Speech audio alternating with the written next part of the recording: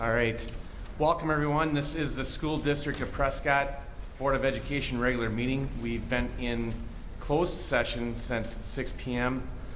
One announcement out of closed session, the board officially approved the offer of a one-year extension for Dr. Spacuzza's current contract, which, if he were to accept it, would put him through the 2023-24 school year. Again, that was in closed session. So we will move on to item 5, Pledge of Allegiance. Pat, would you care to lead us? I pledge allegiance to the flag of the United States of America and to the republic for which it stands, one nation, under God, indivisible, with liberty and justice for all.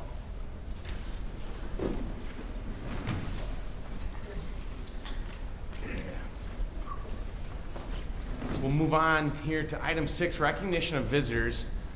Would anybody care to be recognized at this time? And before maybe we approach the stand here, we do have a public hearing for our next item about the ESSER dollars and the allocation of that. There will be a period of Q&A for that. So if you have questions about ESSER, it might be worth waiting for that. If there's other things that you feel free to use your time as you want for recognition of visitors, I just bring that up as a kind of a point to make. So here we are, item 6, recognition of visitors. If anybody would care to be recognized, go ahead. Good evening, guys. Thank you for your commitment to the Prescott School District Board of Education. My name is Ken Anderson, and I live in Clifton Township. My wife Holly and I believe that community involvement in some district decisions is important. So much so that she encouraged me to be here tonight on our 21st wedding anniversary. And we'll celebrate that tomorrow. We have 5 children, 2 who have already graduated from Prescott, 2 who are currently in the Prescott High School, and 1 who will be in the district after she finishes at St. Joe's here in town. My comments and questions are: mill rate historically has not been directly correlated with changes to individual tax bills, as mill rate relates to the portion of property tax payable to the Prescott School District. My campaign team has been reviewing the last 6 fiscal years of the district's financial data from Wisconsin DPI and Pierce County tax records. Next, we look at the referendum information that is available online. We are having a difficult time coming up with a future budget that will finance $15 million, but not increase taxes or the mill rate, unless there is extraordinary growth that has never been seen before in the district's equalized value, a continual increase of funding from non-levied sources, and substantial budget cuts elsewhere in the operating budget of the district. Would the Prescott School Board leadership be willing to meet with me and my team soon to discuss how this no tax increase has been estimated? I thank you for this opportunity. Thanks, Ken.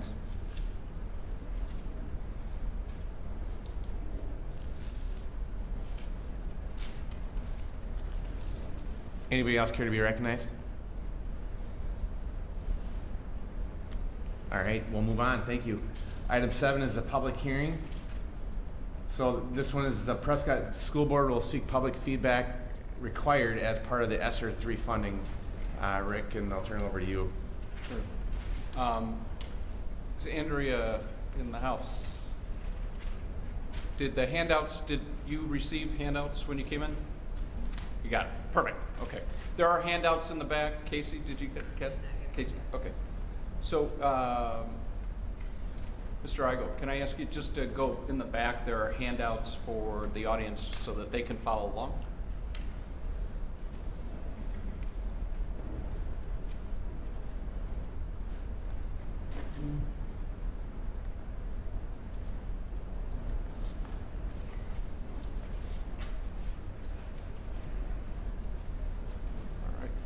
Well, good evening. I have the pleasure to try to walk us through federal emergency relief dollars that were unveiled and released to the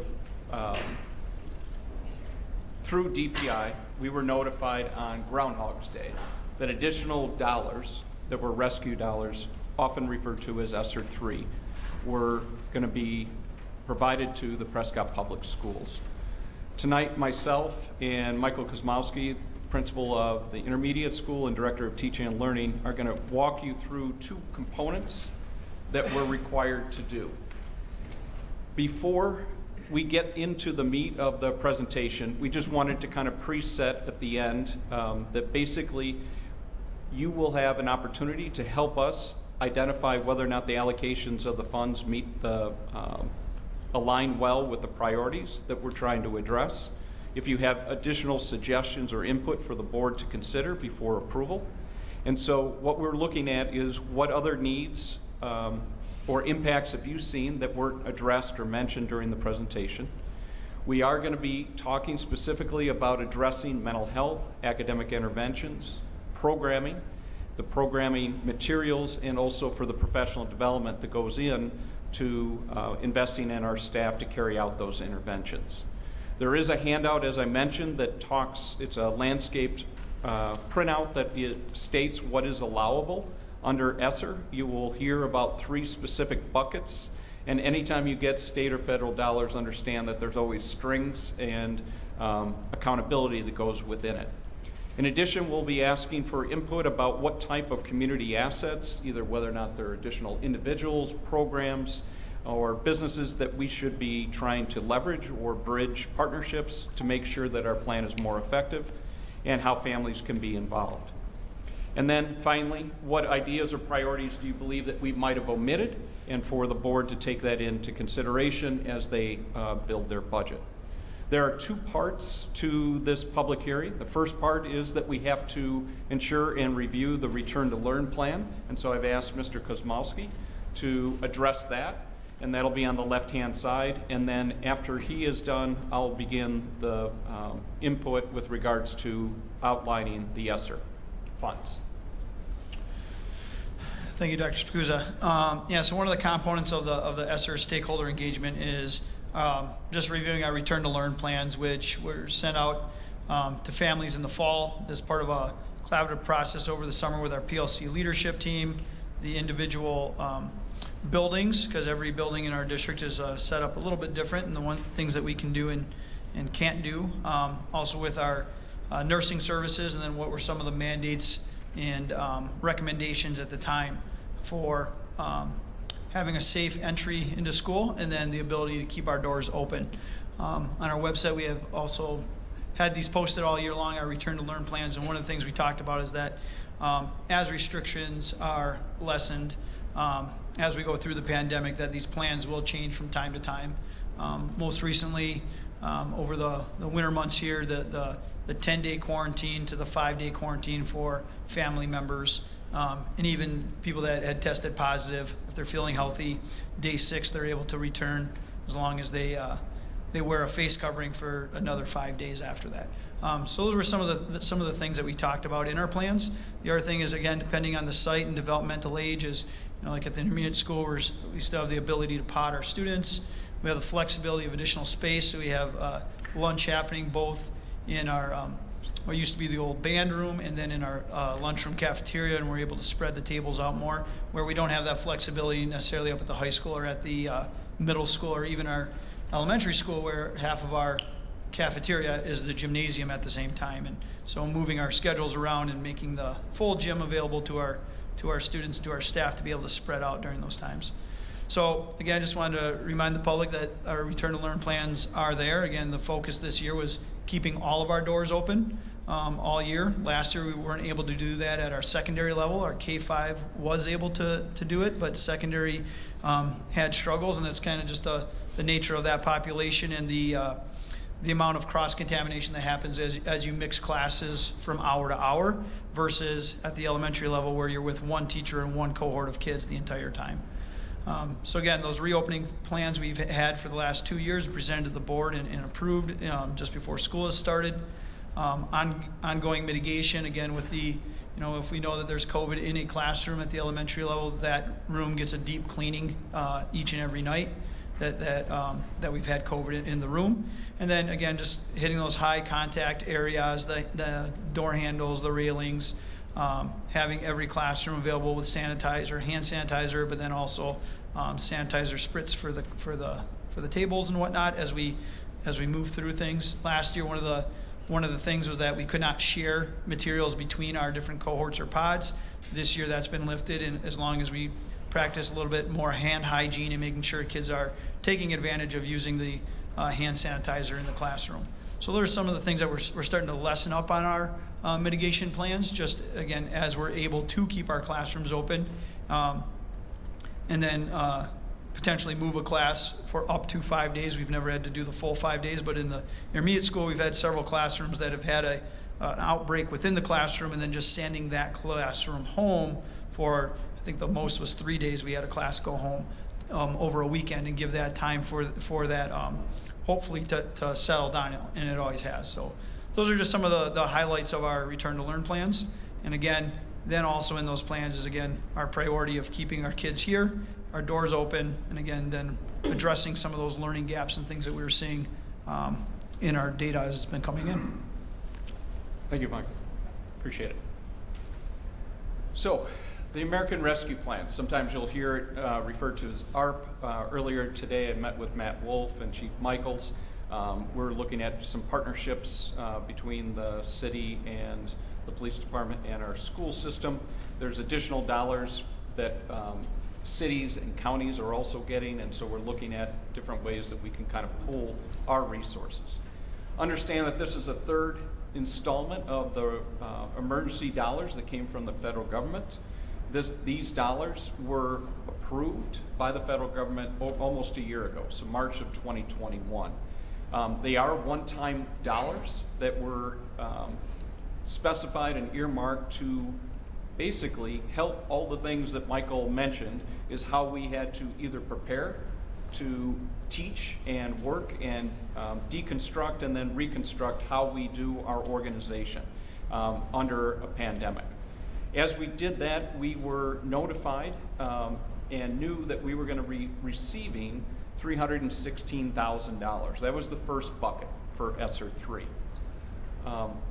Good news, bad news is that we were pleasantly surprised that on February 2nd, Groundhog's Day, and if you've been in our school system, it feels like Groundhog's Day, as our board meetings and continued conversations sometimes feel like we've relived this. I do believe that we are emerging out. You can see many of our activities have been able to continue through winter sports. We're starting to move into spring sports. So at this meeting, it is our opportunity to give an update about why we're reaching out. Part of the process is that a public hearing did need to occur. Understand the tight timelines in order for us to begin to identify how we would create a budget for the additional dollars and understand all of the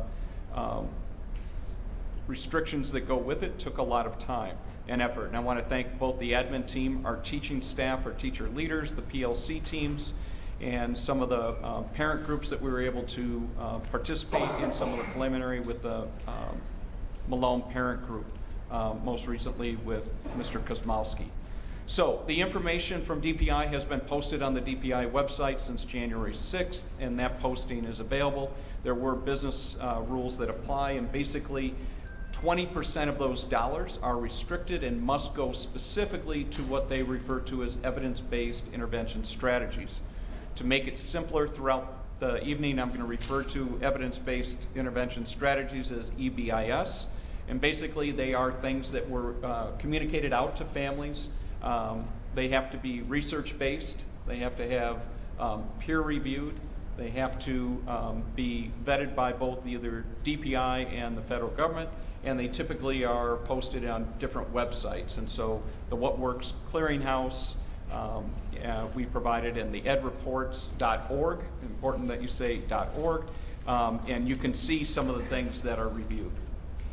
What we did as of last Friday, I was up at the CISA 11 where many of the superintendents from the 42 districts were getting updates.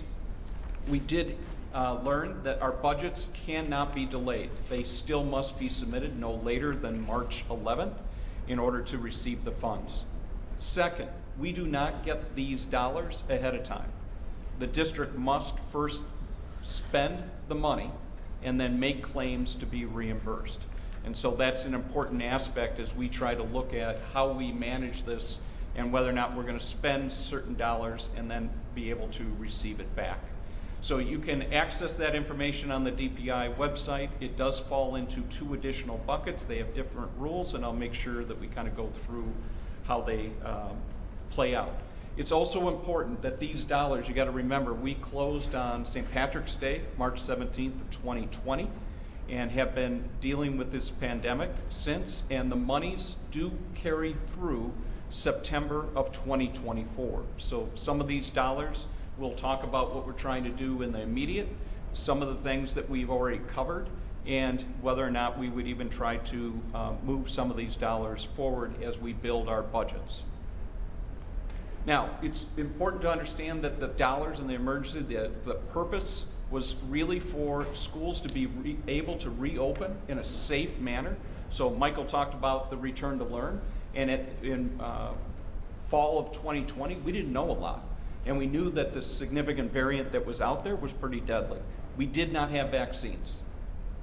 And so we had to look at many of the information that was coming from CDC, Pierce County, with regards to whether or not we could have transportation, if we had transportation, about the spacing, the type of masks, and how we would be disinfecting, how our air handlers, Mike Hoyko worked a lot on the air exchange, increasing the air. So there were a lot of unknowns, and we've evolved quite significantly from that period of time. But it really was earmarked to help us open safely, additional costs that would have occurred because of that, and then to sustain our safe operation. In addition, the Joint Finance Committee that released these dollars on Groundhog's Day had and is part of the budget building, and you know, I've spoken to this and we've tried to advocate that the dollars that are currently down in Madison belong in Prescott. We pay our taxes. Every member, every staff member pays taxes. Our homeowners are paying taxes. Currently, there is $3 billion of surplus that is sitting in Madison of our taxpayers' money. The state government in Wisconsin did not provide any additional funding for the fiscal year 21-22 and 22-23.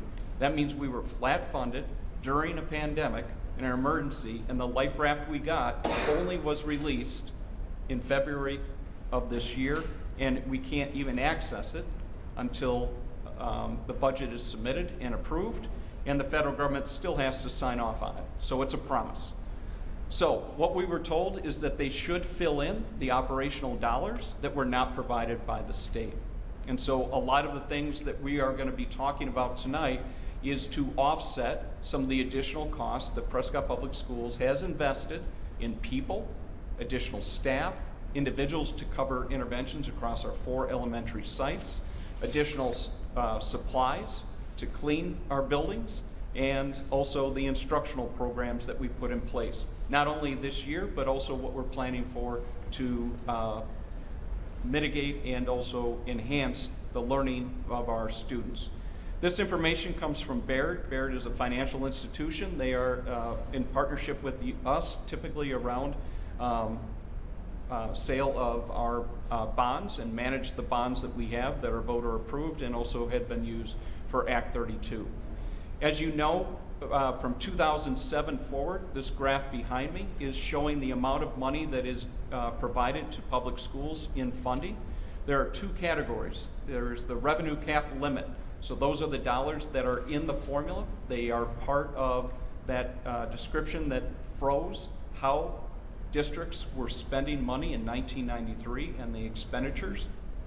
That has not been changed since 1993. Not many formulas can hold up over those 30 plus years. It has not been tied to inflation over those 30 years, and you know what's coming. If you've been watching the news, if you've been watching the markets, CPI and inflation are increasing. As you go across the years, in 2011, 2012, our district, our community, our staff were addressed and responded to Act 11. Is it Act 11? 10. There we go, Act 10. So Act 10, there was a dramatic cut in 2011, 2012, where all districts on average were cut by 5.5%. Since then, there have been some accounting tricks with regards to giving categorical aid. Those are dollars that are put on to the school revenues, but they are also easily removed. When it's put on the revenue cap, it is hardwired more so into the formula. So you can see as of 2011, 2012, there's been some rebuilding. In 2015, 2016, the first year I was here, it also went to zero funding. There has been an increase steadily, and then 2021 to 22, and 22, 23, we were flat funded. So, good news is how do we refill our Fund 10 bucket that needs and is used for people, programs, and performance. Our staff, all of our staff, are funded out of Fund 10. We even cross-subsidize special education programming to the tune of $1.7 million. We also pay for the benefits. And so a majority of the balanced budget comes off of Fund 10, about the people that work here each and every day. It's about the programs that we're able to provide. You've heard some of the good news with regards to our AP scores, our AP enrollment, the number of articulated classes that we've offered, hiring a second career in tech ed, the amount of landscape and square footage that is now being used in our career in tech ed. So the initial allocation was $316,000. Now what we have is an additional $420 that's in bucket 2. 100% of those dollars may only go into people and programs. None of the money can be spent on any individual that doesn't have direct contact with a student, and it may not be used for any capital expenditures. The third bucket is very similar to the first bucket. It is the $228,000. The reason that we're getting those dollars is because we were able to stay open last year 5 days a week, every day, for 4K through 5th grade. The staff that came forward, the investment in what our staff did and the sacrifices our families had to do to make sure that the strategic plan to make sure that the younger students were able to stay in and have us stay open, that's the reward. We did receive an additional $250,000 because of that. Understand that those two buckets, only 155 districts in the state were awarded additional dollars. The second bucket is awarded because we are not a high poverty district. The formula for the first bucket is all around Title I.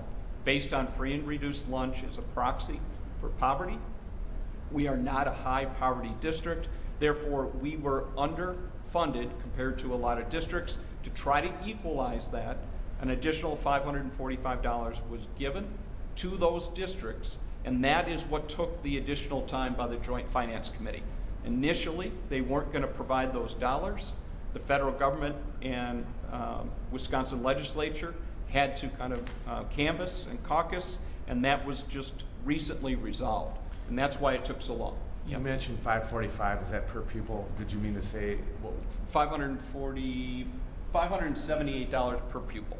Yep. And that's what you're referring to? Yes. $578 per pupil. Yep. And that gave us the 420. Okay. Thank you. Now, technically, it is not formally approved, but it is. We do not get any grace. We will act as if it's approved, and the dollars will be provided to us, and our budget needs to be submitted by March 11th. Okay. So there is a section for questions after the presentation, just for awareness. So you might ask, what else can these funds be used for? We talked about people and personnel. It can be used for things that would mitigate or would have prepared for trying to reduce the contagion at the time based on what people knew. So hand sanitizer. You see if you walk through any of our buildings, we have stations in every entrances, at bathrooms, outside the gymnasium. The PPE, the face masks, the gloves, the plexiglass that was put up. We did most of that in offices and things like that. Some districts went as far as to putting cubicles around every single student. Infrastructure to promote the physical distancing, improving air quality. All of those things are acceptable for certain buckets. Again, that would be bucket number 1 and bucket number 3. It is going to be the recommendation of the administrative team and the teachers that all of these dollars go back towards Fund 10, people, programs, and interventions, rather than to anything regarding capital, for the main reason is that there's not a significant amount of dollars that we could truly spend. The only air handler that is up for repair right now is at Malone Elementary. It's part of our referendum scheduled for April 5th, and that work is been estimated to be over $1.2 million. So anything with regards to what would be residual wouldn't really make a dent there. In addition, we had to address long-term school closures. So part of the return to learn, as you saw, we knew that we had to be prepared in case we knew it wasn't if we were going to close, it was when. At that time, if you go back to fall of 2020. Talked about the success story with regards to K-5. We had a much more challenging time with regards to our secondary students, but there were some intentional strategic steps that were made. Our principal at the high school, our technology, our teachers, and our tech director proposed for our board that we would invest in one-to-one technology so that if we did have to learn from afar, 100% of the students would have equal opportunity to be able to continue to access and continue to learn. When we came back on a hybrid, it allowed students and teachers to still interact face-to-face, keep the social distancing, but making sure that students at home were also being able to access. Was it the perfect solution? Absolutely not. Did it at least keep a continuity of learning? We believe it did. And some of the results, I think, would merit that out. The other challenge that we had is that we did provide additional food, and not just to our students, but we also provided food to our families in need over the weekends.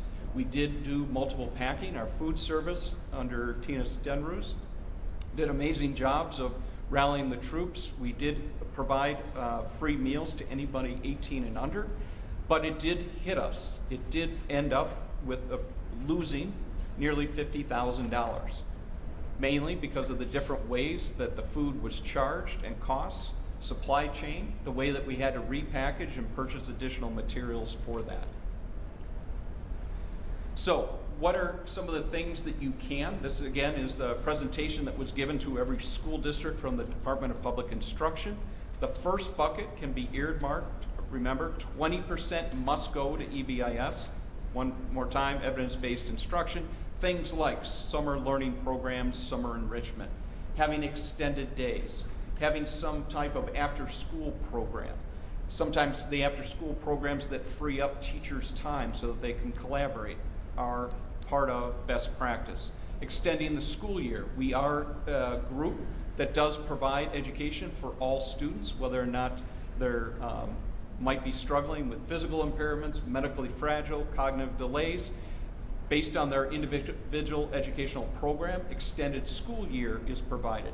As I mentioned in my introduction, special education is funded $1.7 million out of Fund 10.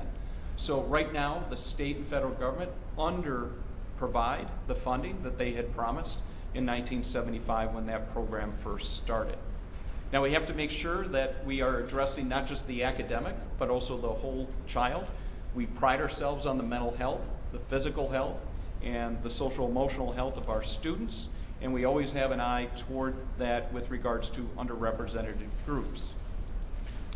How are we going to organize our work around the additional buckets of the $650,000? And again, the newly awarded can't be primarily used for capital projects. The largest amount was that $420,000. So what we're looking at is to make sure that we have interventions. And we've talked throughout this year about the types of interventions, the programs, the co-locating of family means within our schools. We do screening for mental health, and we follow up with our students. In fact, we also do our own local assessments, and we take 3 points of performance of our students in math and reading in fall, winter, and spring. It's normed with regards to national norms and also national growth norms. We're able to identify whether or not students are on track and then build interventions to respond. And then finally, as I mentioned, we'll be looking at investing in our personnel, investing in materials and purchases services such as some of the CISA contracts that are providing some of the literacy training that's in place now, but also moving forward. I've asked Michael to address that what is our systems that are in place that we have to make sure that any disproportionate, any student groups or identified student groups, if they're disproportionately impacted, we have to make sure that we have interventions. There's a huge list that you're supposed to review, but we wanted to identify the areas in Prescott.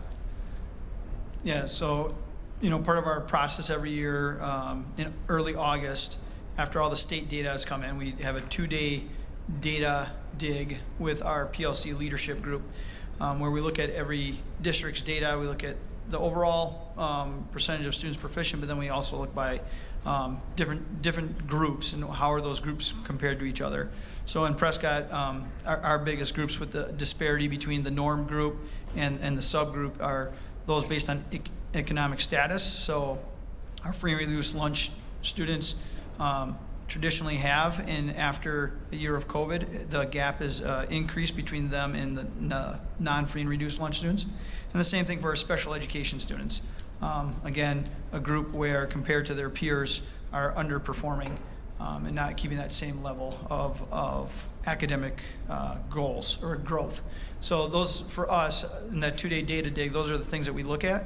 And then we build our building goals, which again drive our decision making on professional development and our priorities for the year of where are we going to spend those precious dollars that we do have for curriculum and instruction within that school year. One of the things we did see at the secondary level, again, the schools that were with the inability to stay open all of last year, is that those gaps were much larger than what we saw at the elementary level, where we were able to stay in school. Also, the amount of growth just overall of our students did drop at the high school level. And those are all things that we'll go over more in detail when the board sits down for the report card analysis and whatnot. But again, as we go through that in August, those are areas that we had already identified with our leadership groups, and then our administrative team and our leaders go through again the rest of the year and plan our professional development and our CISA literacy up at the secondary level based on that data that's coming forward. So for us, those are our two big groups that we're targeting: our students with disabilities and then our low economic status students. Then, what else can the funds be used for? You can provide outreach services to special populations. Some of the things that we looked at with regards to our special education students, we also identified that some students and families did not have access to reliable internet. We did buy hotspots that were allowed to be checked out.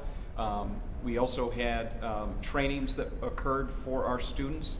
In addition, we made accommodations where when students with special needs or had an IEP, we did have those students, even during times that were hybrid, were coming on site every single day. So we did make adjustments, trying to make sure that students who had a federally protected class were being, those services were being met, and were being met on a 5-day-a-week process. In addition, mental health services, we talked specifically about some of the work that has been done historically, the grants that we've pursued, and then educational technology. And again, we had a strategic plan to move to one-to-one Chromebooks, and one of the things that we are looking at based on both our inventory, our computers on wheels, cows, the age of our middle school Chromebooks are at a time where they're on cycle to be replaced. And some of the continuity that we're looking at is that Chromebooks are at a cheaper or a lower price point than a PC. Many of our static labs aren't used anymore, and we're trying to put technology in the hands of students at the place where they're learning, rather than take them to a room to learn. And so that is one of the things that we'll be looking at and kind of and working with teaching and learning with regards to continuity or coherence of our instructional programming 612. So what I'm going to do is go through how the administrative team and our staff that were able to participate were able to come up with recommendations. One of the most challenging things is not just the front end of trying to allocate the dollars, but going back to the Joint Finance Committee of saying, make sure, given that we are zero funded for this year and next year, we have a lot of stress on Fund 10. Their recommendations backfill, supplant those dollars to cover the things that you either currently have in place or will continue to have in place to mitigate learning loss and also to accelerate learning and enrichment. So as an admin team, bucket number one, remember, is $316,000. What we looked at is some of the investments that the board and has put in place. We do have a K-5 literacy program that's brand new. It is a big chunk of money initially. It has consumables that are charged every single year. So these are costs that would, the $105,500 would go into making sure that the initial purchase and then the ongoing consumables are covered through the fall of 2024, which is when these dollars must be spent. We also do have some intervention programs for special education, and at the middle school it's called My Virtual Reading Coach. And so those are intervention programs that are additional costs and are things that are Orton-Gillingham aligned and are things that are vetted through What Works Clearinghouse and some of the things that our staff have been working on. In addition, K-12, we have been investing in math materials. At the high school, we have taken on different programs, again, to enhance and make a more robust set of learning that's more conceptual versus just practical and formulaic. Those dollars between now and for our K-12 students is $152,000.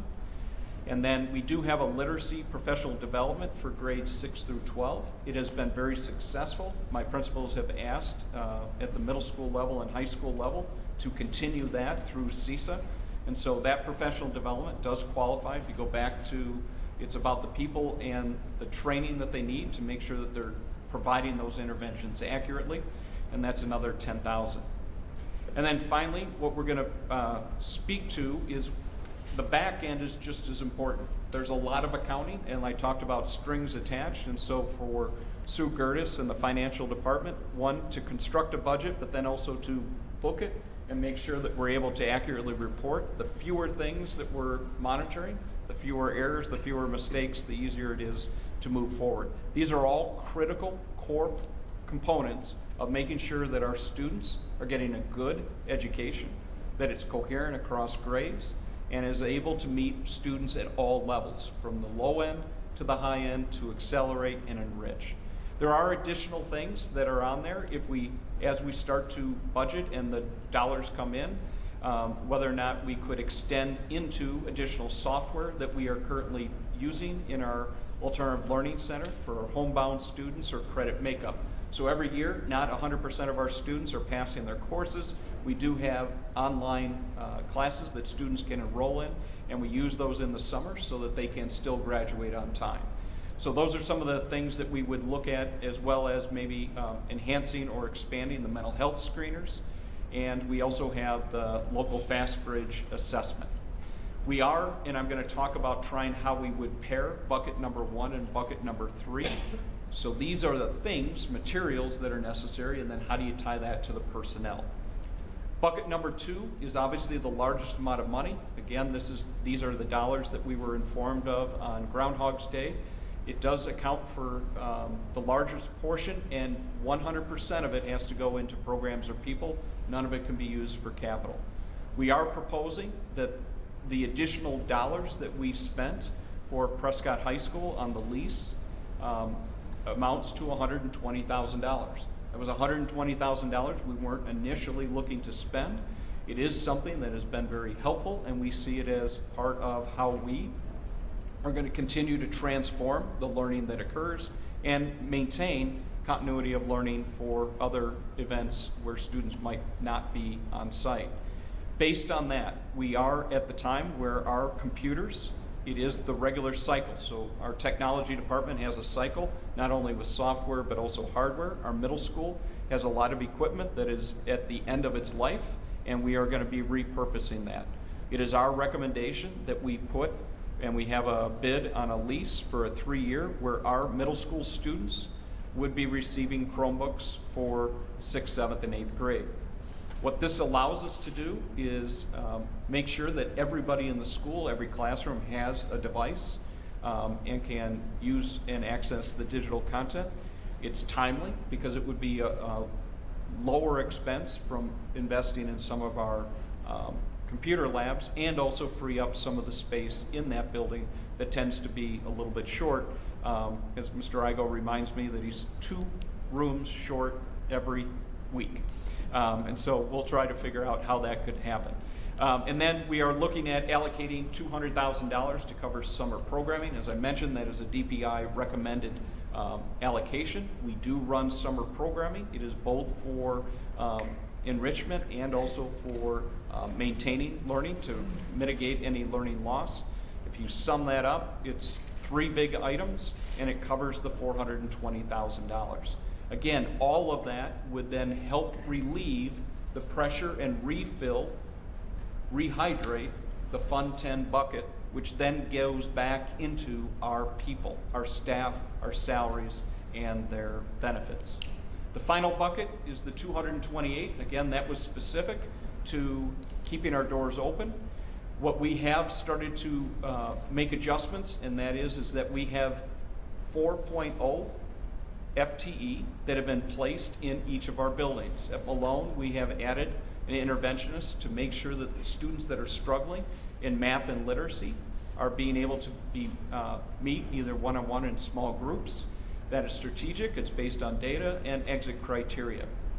We are also recommending that we would have an additional instructional aid to work with the teachers. Again, it creates smaller groups, and also the ability to help with behavior management and also social emotional. The intermediate school, we have a literacy coach, and we would like to book that to bucket 3, and then also add another aid for support. The middle school and the intermediate have collaborated. I think we gave an update with that with regards to a math interventionist that is covered 50% at the intermediate and 50% at middle school, specifically working with students that are struggling in math to accelerate their learning. That has been well received by our mid-year data retreat and meeting with myself, Michael, and Mark Inouye, and we believe that it's a worthwhile obligation to continue. At the high school, we did add an additional special education teacher. As you know, it is essential that we do have the right licensed teachers to meet the needs of our most fragile students, either for learning or behavior. We have added that teacher, and when you add that up, on an average salary for a Prescott teacher is about $50,000. If you add benefits, another $25,000. So if you have 4 people times $50,000, that's $200,000. Now, you add the aides in, that's $246,000. If you add benefits, it's up to $350,000. So you can see, as you cover the amount of money that we have to go cover into people, that's why we would pair bucket number 1 and bucket number 3. We'd make sure that we cover the salaries for these individuals, but make sure that they have the resources they need to be able to meet and work with students. Just another really quick point of clarity, Rick. We've already have 4 FTE that we have the math and literacy interventionist, the literacy coach, and then the MIS and middle school math intervention. Those are all ready. They're here on site. Yep, everybody except for the aides. So you're proposing 2 more aides? Correct. Okay. Those would be additions. Thank you. So, at this point, we've tried to at least outline how we got here, when we were informed, what decisions we have to make no later than March 11th to have that budget in, and then those dollars, again, do not come to us until they're executed. And once they're executed, we can put in a claim for them. So, what we are during this public hearing, and Mike, you can talk a little bit about any ground rules, but we are looking for if there's any COVID impacts that you've seen that we haven't specifically mentioned that you think the board should consider as they deliberate on the budget. If there's other areas beyond mental health, academic interventions, and programs or staff that you would like to see the board consider. Community assets that we should at least be looking at or trying to partner with, and any ideas or priorities that you believe that we omitted. With that, I'll turn it over to Mike for the amount of time and how you want to manage the Yeah. public input. So I guess we would be on item C here then for the public hearing with the public comment. So, and this is public input, this is a Q&A, so if you have questions, I would say let's approach the stand like we do with the recognition of visitors, and ask questions. We're gonna initially see if a half an hour is enough, and I guess we can just play it by ear to see if we need more time. I threw that in there in case we need it, and the board can make a decision. Maybe we'll just do a motion to extend the time if we need it. But we'll start out with that for 30 minutes. So does anybody have any questions that they would like to approach the stand? Can we have them approach so we can hear that in the microphone, Joe, if you don't mind? Or, yeah, that might be the easiest.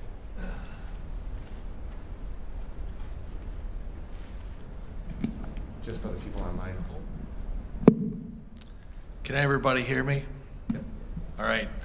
I'm Joe Roll. I live in Clifton Township. So I have 4 questions that came into my mind during your discussion here.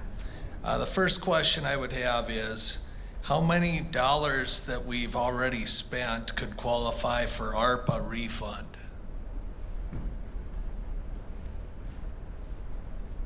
How many dollars we've spent?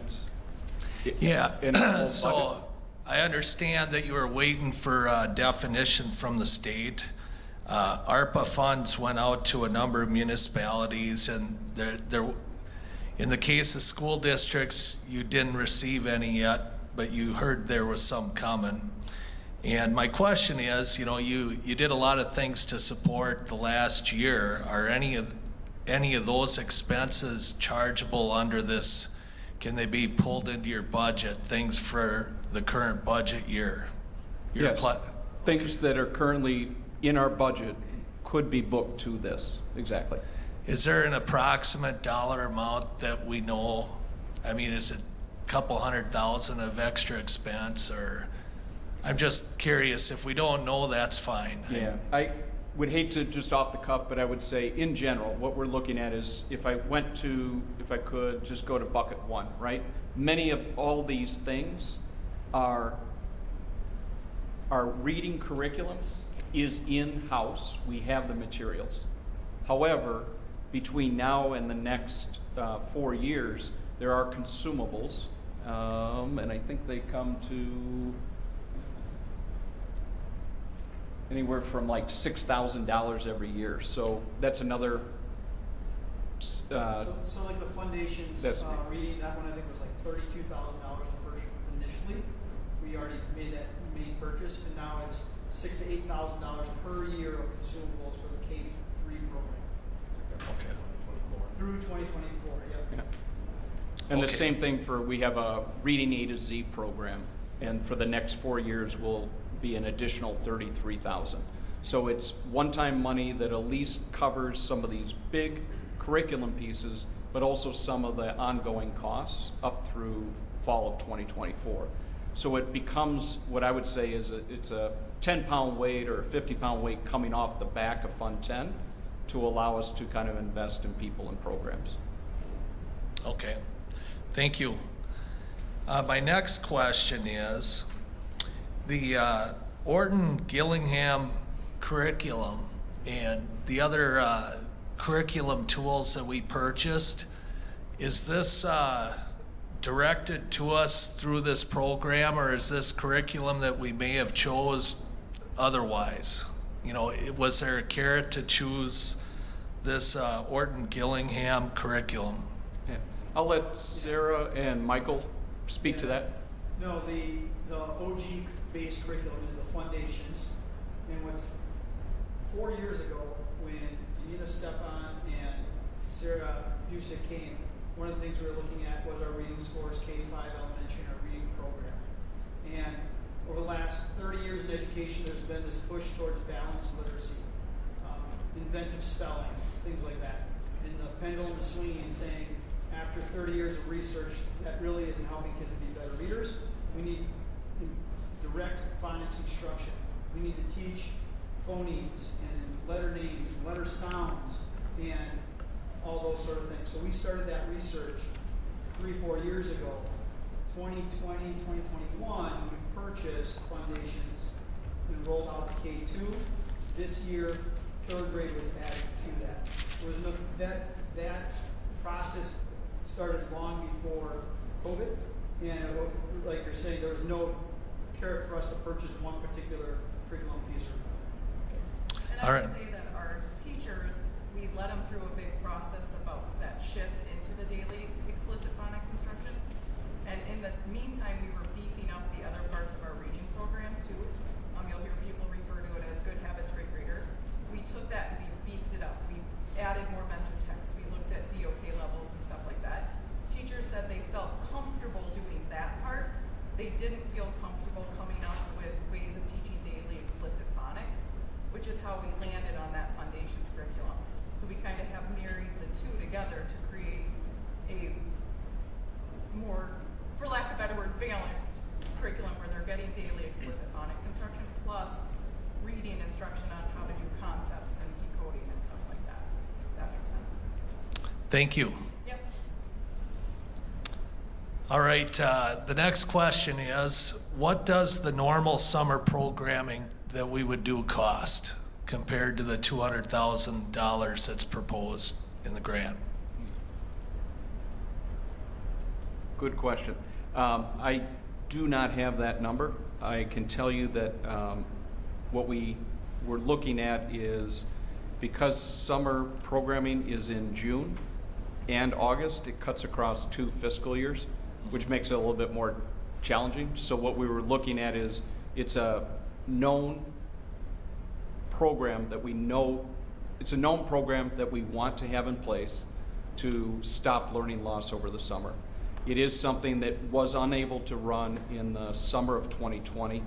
We did have a better rebound in 2021, and so what we're looking at is setting aside $50,000 to invest in our staff, and if everything goes to plan, we would like to also increase the wages for our staff who teach in the summer, because it has been hard these last years. Of some people are saying it's been a journey, and so they want to just tap out. And so one of the things that we're looking at is the balance between setting $50,000 aside that again saves Fund 10 and just takes that burden off. So we came up with that to cover the 4 years and make sure that we continue to retain teachers to cover that, because it's only as good as the teachers in the room. Okay, thank you. So then, next question is, and this is relating to the full-time equivalent. So the slide explained real well what you're doing with additional full-time equivalents.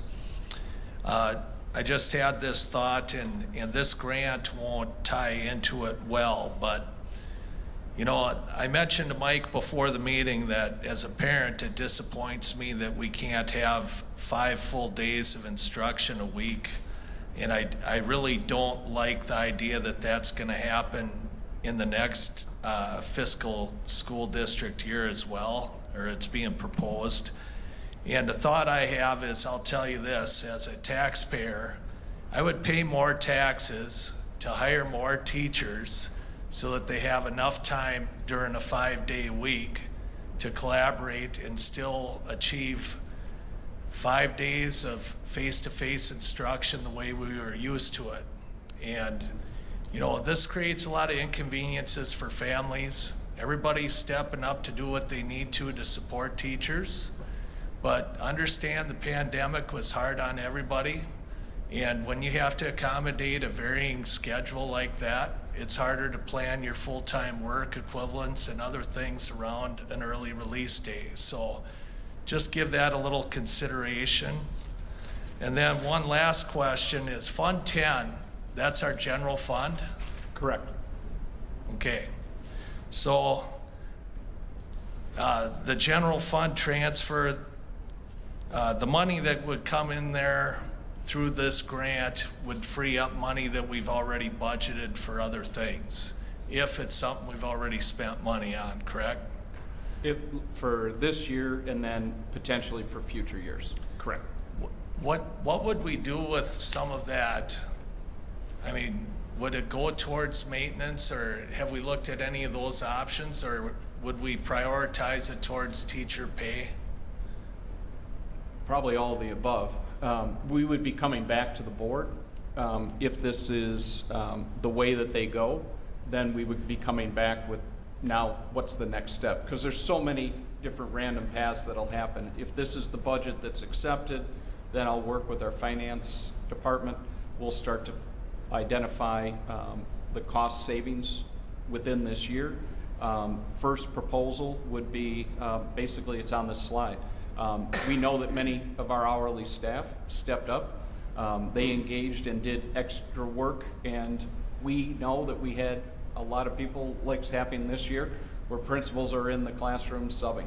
And so we believe that there should be some type of either hazard pay or additional funding that goes back into their salaries. All right, excellent. Thank you. Thank you for letting me give testimony, and thanks for what you do. Thanks, Joe. Thanks, Joe. Anybody else have any questions? Can you go back to the bucket slide? Okay, 1, 2, and 3 by chance. Okay, again, Ken Anderson, Clifton Township. Is it bucket 3? Is that the one that was because of, that's the on-site programming, correct? Correct. Is that actually considered ESSER $2 then? No, it's ESSER 3. It is ESSER 3? Yeah.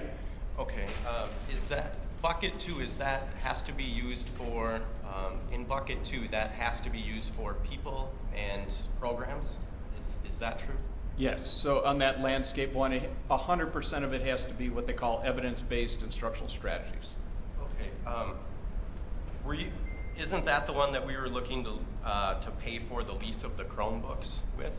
Yes, And we can do that even though it's supposed to go to programs or personnel? yes. Okay. We did run that by. Okay, so then it will just, then that money, since we're spending it probably out of Fund 10, then Correct. we're just going to be able to refund Fund 10 with those dollars? Yes. Okay, thank you. Yep. And I just wanted to piggyback. I had a similar question. Is that because it's an initiative towards learning programs and stuff like that? For the Is that continuity also- of learning, yeah. Okay. So technology did fall into that bucket of evidence-based instructional. Yes. Good clarification. It was one of the things that we did have to get clarification that it fit.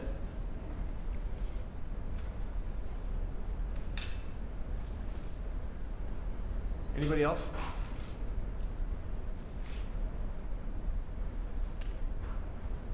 All right, so we can do this one of two ways, board. We can continue to ask questions here we have questions as well, I assume. We also have an item on the agenda to discuss this as a board. Does anybody have, would you like to table your questions till then Might as well, right? Because. and then move on? Is there anything that you want to make sure we get asked now before you forget? I got mine written down. So if we're okay with it, I think we can move on, if everybody's all right with that. Last call. Anybody have any other questions before we end the public hearing section? All right. Thank you. Thank you for the questions, guys. We'll move on to item 8. Oh, can I just point of clarification? Just, we did offer to anybody in the community, if they wanted to make comments, that they could send in information to the board. We did receive 4 sets of comments. The board was provided with each of those. One was specific to about reading and encouraging the board to invest in reading programs that were kind of phonics-based and making sure that that was part of what was going on. There was a comment with regards to teacher pay and trying to increase what we could do to enhance their or amplify their salaries. There was a comment with regards to the 2-hour release and if there was any way that some of these dollars might be put in place to figure out a different way to make the meetings occur, similar to what Joe Roll mentioned. And so those were provided. I just wanted to make sure that everybody knew that those did come in and the board did receive each of those in a folder. Mike, Sorry. before we get started with the business meeting section, can we take a short break before we move on to the good news? Yes, if that's okay with the rest of the board, we can recess for Just 5 minutes. 5 would be fine. Fair yeah. enough. Yep. All right, let's take a quick recess, 5 minutes. We'll be right back. Thank you. Thank you.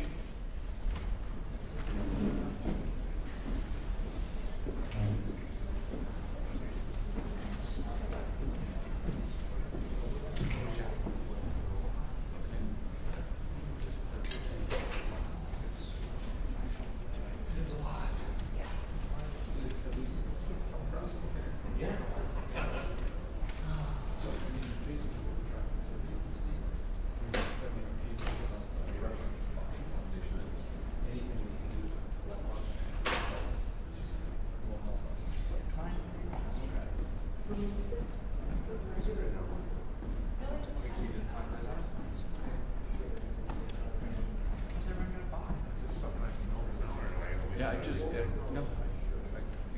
I'm pretty sure it's just saying you need to recruit.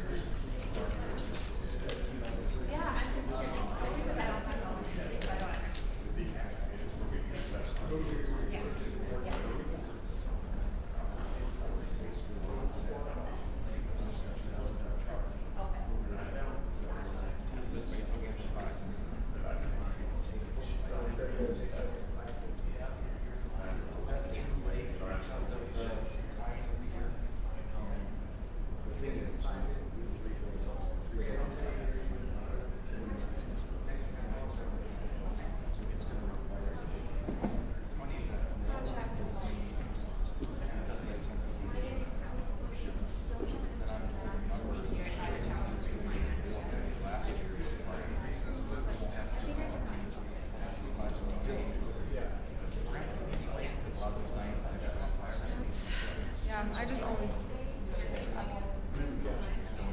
I'm working on like dropping my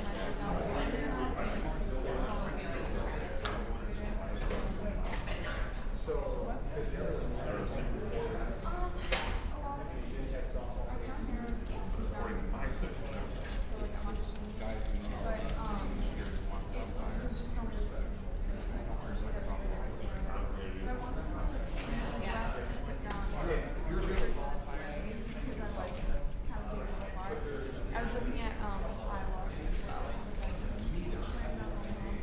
as well. I'm excited.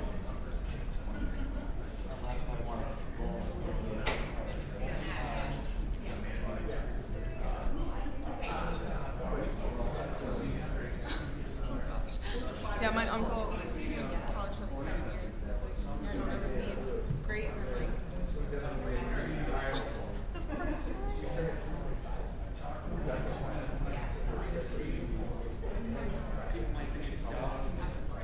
That's crazy.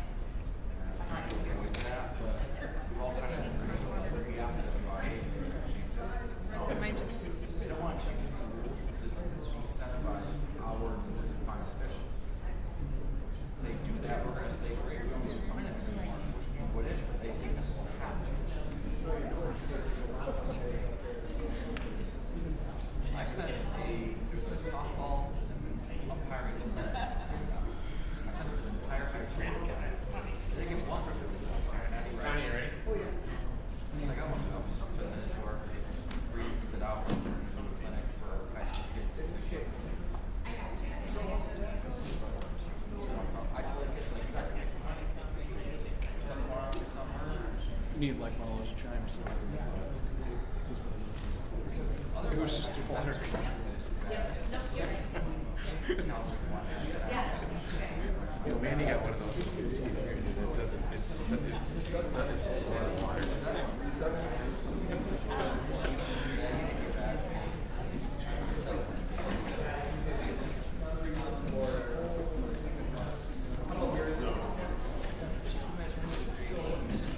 All right, I think we're ready to get started here, so we'll start in about 15 seconds.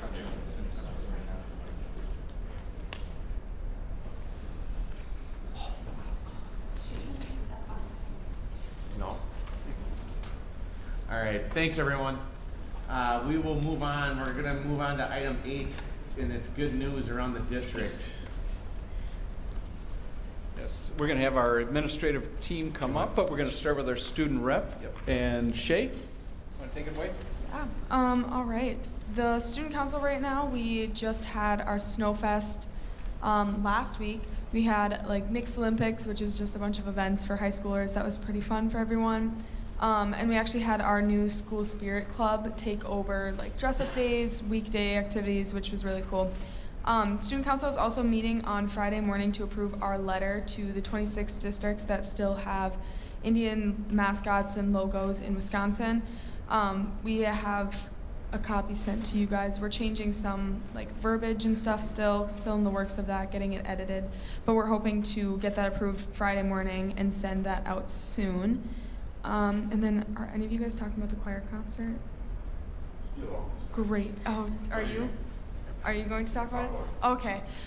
We had 2 Indian classical musicians come into choir today, Nirmala and Shruti, and they both wonderful musicians, very admirable. They worked with us like all day today, and we actually are having them come perform at our concert on Monday night. So if you guys are available, I would definitely recommend coming. They're amazing, and I'm really excited to perform with them. So mark your calendars. Josh Figge, high school principal. Shay took all my things. I was going to talk about how the student council and our school spirit club did an amazing job planning out Snowfest week last week. We had the first ever winter formal Saturday night at the University Center on UW River Falls campus. And we had about 100 students who attended. That was great. The World Choir concert is on Monday night, so please come out, and it's open to not just parents and students, but anybody in the community. Finally, we do have a guest speaker coming in tomorrow, Jessica Lee Peterson, to talk about overcoming adversity and building resiliency. So she'll be working with our students and telling her story, and hopefully we have a great turnout for that as well. Thank you. Thanks, Josh. Kyle Ligo, middle school principal. First and foremost, I want to congratulate a few students. Ayla Peterson for a 2nd place and Logan Riley for 3rd place in the County Conservation Awareness Speaking Contest. Also, congratulations to Ella Brantner for 1st place at the school spelling bee, and we are awaiting her results at the regional spelling bee that she competed in today. Also, I wanted to thank Mike Hoyka for restoring the heat on the south end of our 2nd floor. Last week we were without heat in a variety of different rooms. He worked on it all week, and we've got our heat back. So thank you to Mike Hoyka. He doesn't always get a positive shout out here, so I wanted to make sure we got his name in. Finally, we did do our 2nd quarter acknowledgement celebration for the middle school. We had a movie day. I think it was the first time that we did a movie morning. We went up to Hudson Movie Theater and celebrated all of our successes from our 2nd quarter and the end of 1st semester. Our kids were great. They were awesome. They got to see some great movies. And it was just a really, really great day. So thank you for supporting that. And here's Mr. Kozlowski. Thank you for the introduction. All right, at the intermediate school, we have results from our spelling bee. Our top 3, 3rd place, we had 5th grader Jonathan Hunt from Miss Rabel's class. 3rd place, Second place was a fourth grader, Gabby Nitty, from his scores class. And our intermediate school top speller was Molly Peterson, fifth grader from Miss Rabels. Congratulations to all our spellers. Mr. Igo talked a little bit about the 2022 Conservation Awareness Speaking Contest. There were a number of intermediate school students who participated in that as well. Third place for the county, Logan Riley in Miss McDonough's class. And first place in the county will be representing our county in our regional is Owen Johnson, a fifth grader, Miss Isles' class. The students write their own speeches and then deliver them, all about conservation, natural resources, and how it impacts Pierce County. Let's see, what else we got? We got Random Act of Kindness Week going on at the intermediate and the elementary. Students are participating in some dress-up days. If you saw me and Ms. Dusick yesterday, we were superheroes. We have kindness bingo going on. Also tomorrow at the intermediate, we have a kindness adventure assembly. Just want to thank the MPC for supplying the prizes for our bingo.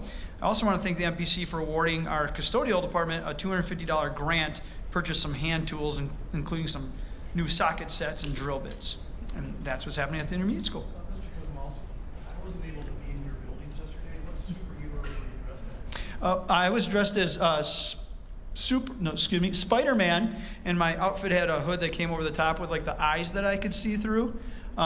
Miss Dusick was tamed down a little bit. You were Captain America. Yeah.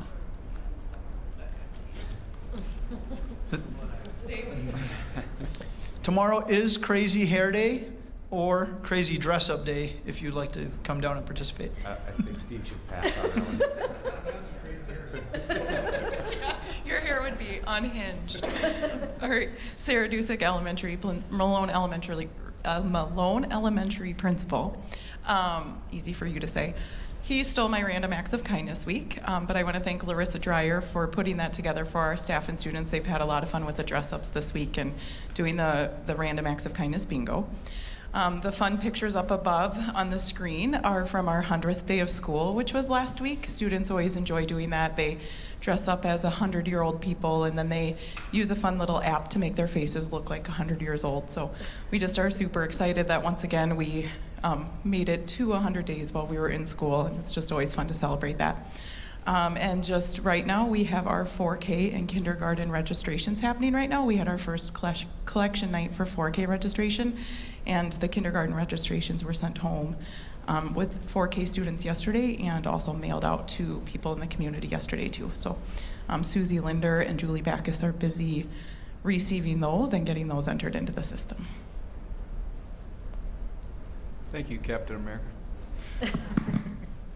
Mark Inouye, Student Services Director.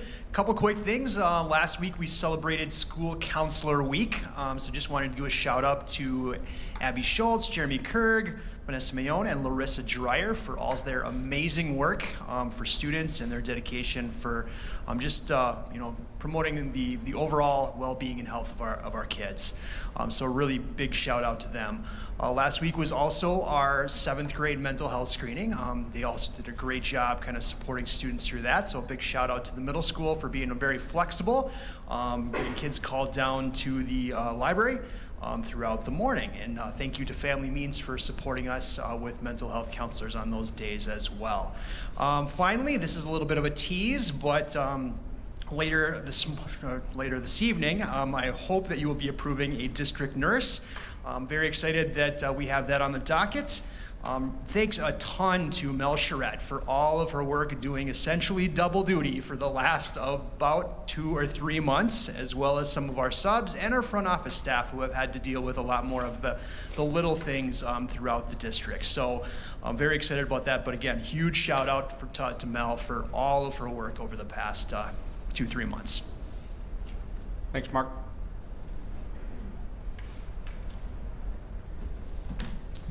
Rick Montreal, Dean of Students. I mentioned this bit of good news at a prior meeting, but tonight I want to revisit the Prescott High School Inclusivity Club and further define what that is. To do this, I want to begin by sharing the mission statement. And as you can see on the screen, it's a student-led group that will promote diversity, equity, and inclusion to ultimately maintain a safe environment for all students through awareness, education, and activism. The next slide is going to show the main three goals. Three main goals of the club are to hold monthly meetings, promote inclusion, and create awareness and lasting change. To begin this process, student leaders have recently shared both their mission and their goals with our staff at the high school. The club is also connected with a community group in an attempt to merge common ideas and potentially get some shared events scheduled in the future. And lastly, we are hopeful that you will show your support, and the group would really appreciate it if you would do that and follow them on Instagram. Thank you. Thank you, Rick. Good evening, Andrew Caudill, Activities Director. First, I just want to start by recognizing 4 student athletes that were able to sign to play their sport in college next year. Ari Temmer signed with UW Oshkosh to play softball. Liz Roll signed with UW Stout to play golf. Aiden Russell signed with Northern State to play football. And Jack Olson signed with UW River Falls to play football. Our forensics team's off to a great start, winning the Baldwin-Woodville tournament and winning the Prescott tournament. Dance won the Middle Border Conference Championship. This is the program's 27th conference championship in a row, dating back to 1996. Dance won the regional championships in both jazz and pom, and Dance won the Division III state championship in jazz and took the Division V state runner-up in pom. The championship is the program's 29th state championship in program history. And our boys wrestling team, Sam Murphy won the WIA Division II Arcadia Regional at his weight class, and Benny Olson took runner-up in his weight class, and both will advance to the WIA Sectional in Amory on Saturday. Our boys basketball team is now ranked 3rd in the state in Division III. Big game on Friday night at St. Croix Central. The boys will clinch a share of the conference title with a win, and their playoff bracket will be released on Sunday, and they have 3 more regular season games next week. And congrats to Jordan Momlov for joining the 1,000 Point Club. The girls basketball team clinched a share of the Middle Border Conference Championship with their win last night in Baldwin. They have a huge game tomorrow at home against Ellsworth, and they can clinch the outright championship with a win. And this is the program's 3rd consecutive conference championship and their 6th overall. The girls are given a 3 seed in the upcoming regional bracket and will host either St. Croix Central or Somerset on Friday, February 25th. And finally, we'll be launching a new website for Cardinals Athletics. We'll continue to grow its capability with its intended goal of making this site the one-stop shop for all things Prescott Cardinals. So a big thanks to our partners at VNN and the Prescott IT guys for helping me get this up and running. And the website is prescottcardinals.com. Thank you very much. All right. Well, you think I would have had that on top? I think that's what it's going to look like. Click the bird.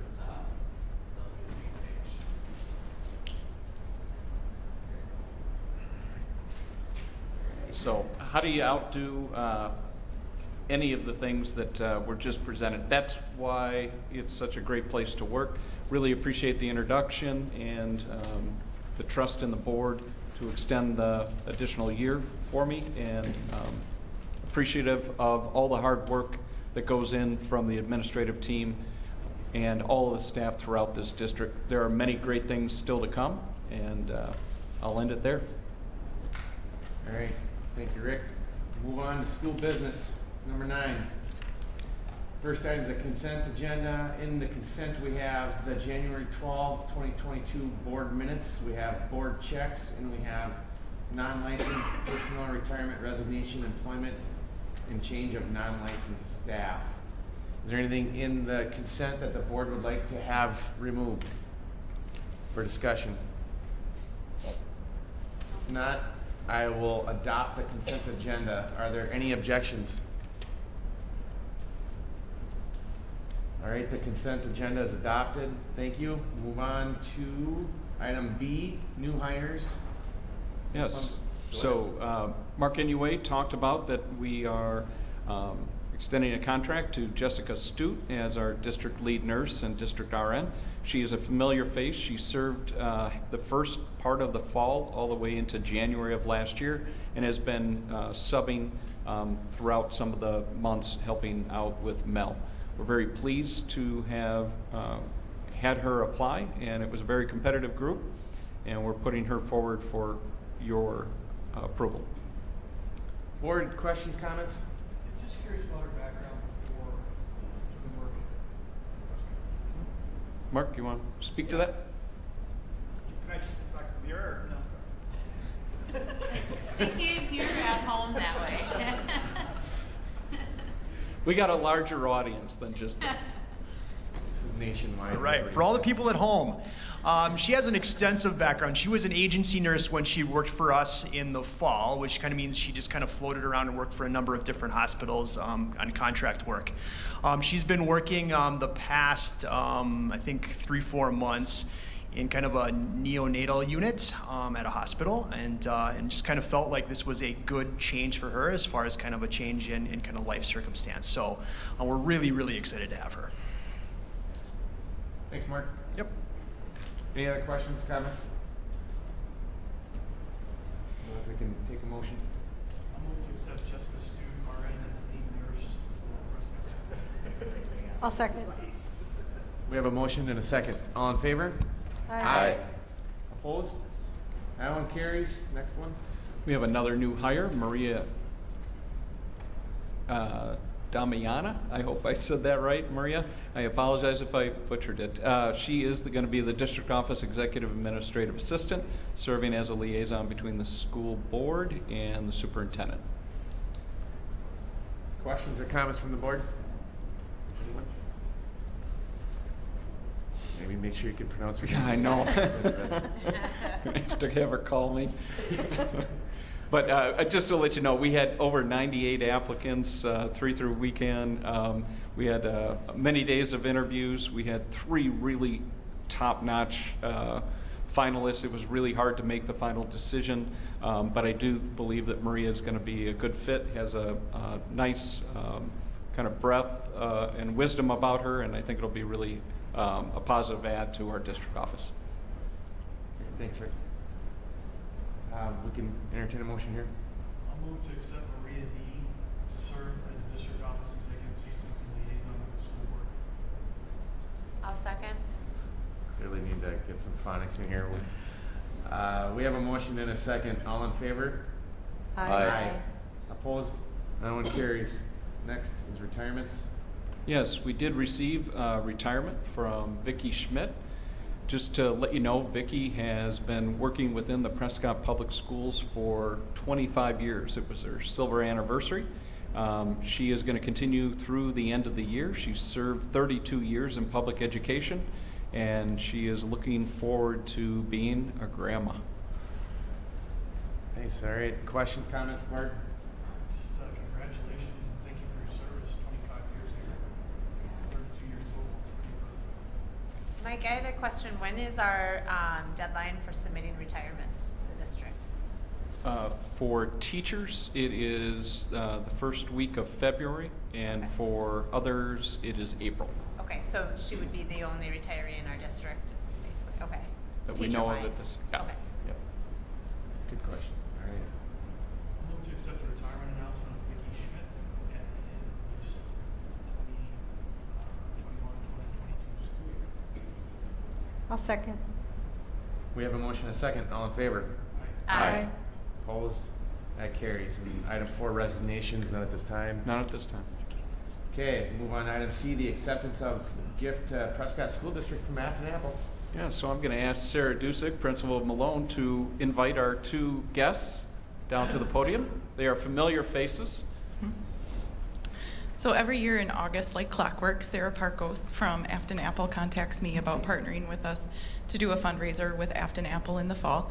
Typically it is with their corn maze. This year it was a $5 coupon that if you spent more than $5 in their shop or at the apple orchard, part of the proceeds were donated back to us this year. So I would like to welcome Sarah Parkos and her mom, Cindy Femling, their family is owners of Afton Apple, for them to present the fundraising totals from their partnership with us. Welcome.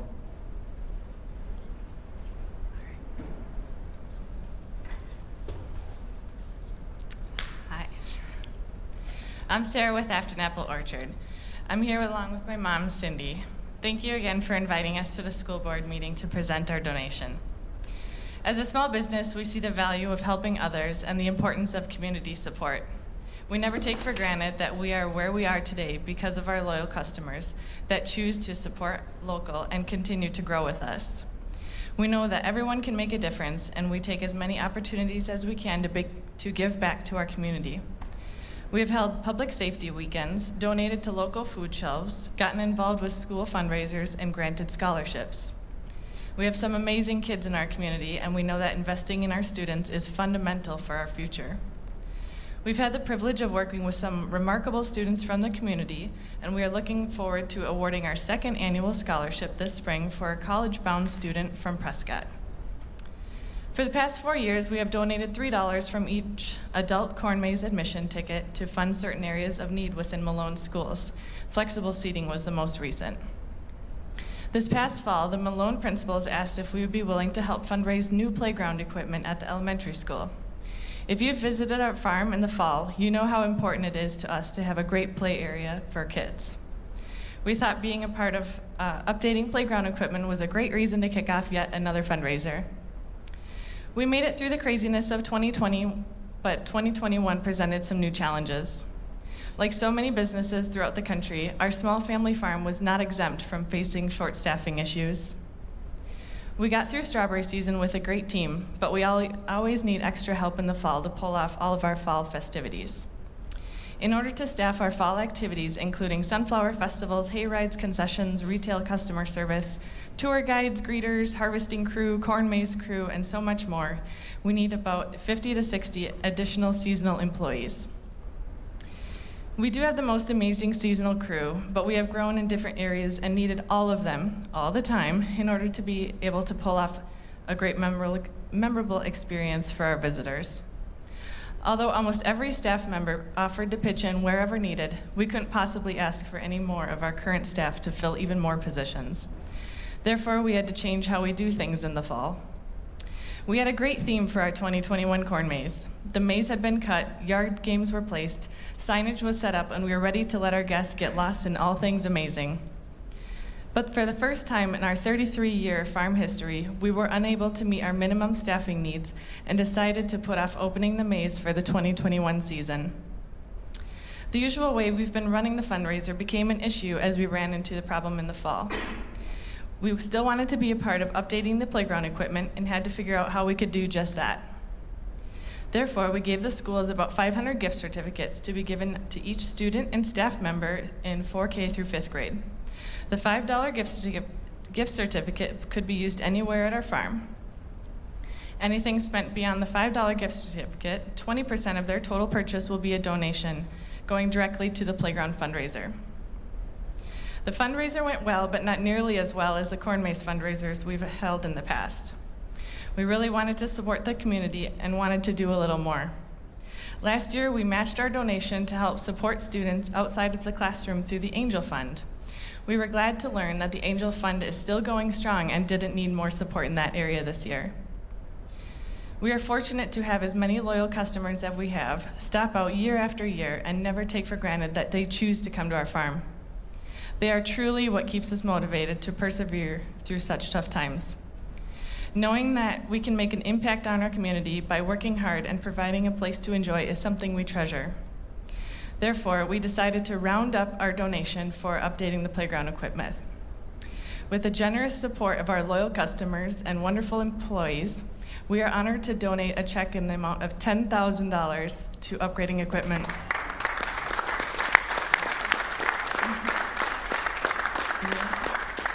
In the past 5 years of hosting fundraisers to supporting students at Malone, we are grateful to have been able to donate just shy of $32,000.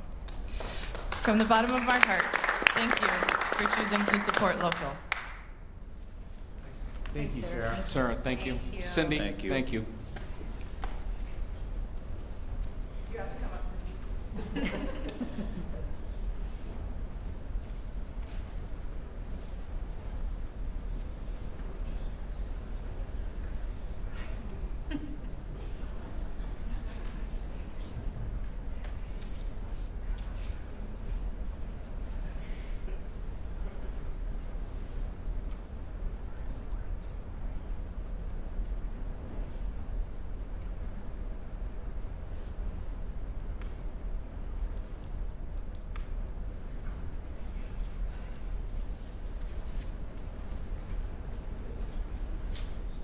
Thank you. Again, thank you very much.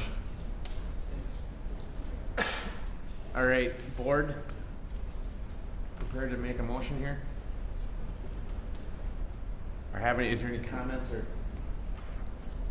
questions? Accept a gracious gift from Apple Orchard of $10,000 on behalf of the district to put toward the Lone Elementary playground equipment. I'll second. All right, we have a motion and a second. All in favor? Aye. Opposed? That one carries. Thank you. Thank you. Good, thank you. Item D, approval of spring head coaches. Andrew, there he is. Andrew Caudill, Activities Director. It's time to get ready for the spring sports. So just putting forward to you the 5 coaches, head coaches for our spring sports. Jeff Ryan for baseball, Nick Johnson for softball, Carl Calabrese for boys track, Emily Calabrese for girls track, Jay Barch for boys golf, and Chris Petroff for trap. All of these coaches are returning. Nobody new. It's a good sign. Board, any questions or comments on this one? Yeah, can you recite Jeff Ryan's resume for I'm still waiting for him to send it to me. So Good luck getting it, too. Still changing. Thanks, Andrew. All right, board will take a motion. I'll move to accept the slate of spring 2022 head coaches as presented. Second. All right, we have a motion and a second. All in favor? Aye. Opposed? That carries. On to item E, approval of ESSER 3 budget. So earlier this evening, we did have a open forum and a public hearing with regards to presenting to you the additional funding coming from the federal government that was released on February 2nd. We walked through that proposal, and at this time would like to know if you have any clarifying questions or responses based on the input that you got either in writing or at the public comment tonight. We're not going to go through the presentation again. Don't tempt me. All right, let's open it up for questions and comments here. Steve, do you want to start us here? All right. Vicki, do you have any questions or comments on this? Well, yeah, my question is similar to what one of the questions that Joe had was on the summer programming. I guess I saw that as an awful large number, and I guess I was wondering the same thing as to how that money was to be spent, what it was going to be spent on, and what the costs are of summer school, because, yeah, especially since teachers aren't required to do it, we're asking them to do it. Students don't have to do it. It's an extra activity for them to do, or classes for them to do in the summer. So I just was looking for some more clarification on that. Yeah. So in general, what we're looking at is the cost to run summer school is more extensive than the $50,000 that we're planning to earmark. If you look on that lower sheet, we can't use the dollars for transportation, so there's additional costs with running fuel, running our buses, paying for our transportation. We can't pay for the administrators, right? But it was something that we see as vital. We have been trying to beef up our summer programming over the last few years. Obviously, 2020 summer was not our best, basically because of the pandemic. But we do know that a couple things. More students will lose ground in mathematics over the summer than they do in reading. And so that's an equal opportunity. It's every research study that you look at is math is very similar to language or a foreign language. You use it or lose it. And so we have been building up our programs. We have enrichment programs. We are bringing back the theater. So you know that this Performing Arts Center has been back live from fall, winter, and spring. And we are going to bring in the Prairie Fire Theater. So we're looking at multiple opportunities for students to stay engaged during the summer. The $50,000 would allow us, again, just to relieve some of the pressure on Fund 10. And we would like to increase the salaries for our core and non-core teachers, again, to kind of identify the additional work and extending their work season all the way through the summer. Dr. Sakuza, does that 50,000 or out of that bucket, can that also offset the costs of things like operating the building, transportation, anything like that? Okay, No. so strictly for the people related. Correct, strictly for the personnel and any kind of materials that we purchase for those. Thank you. Vicki, you have any other questions?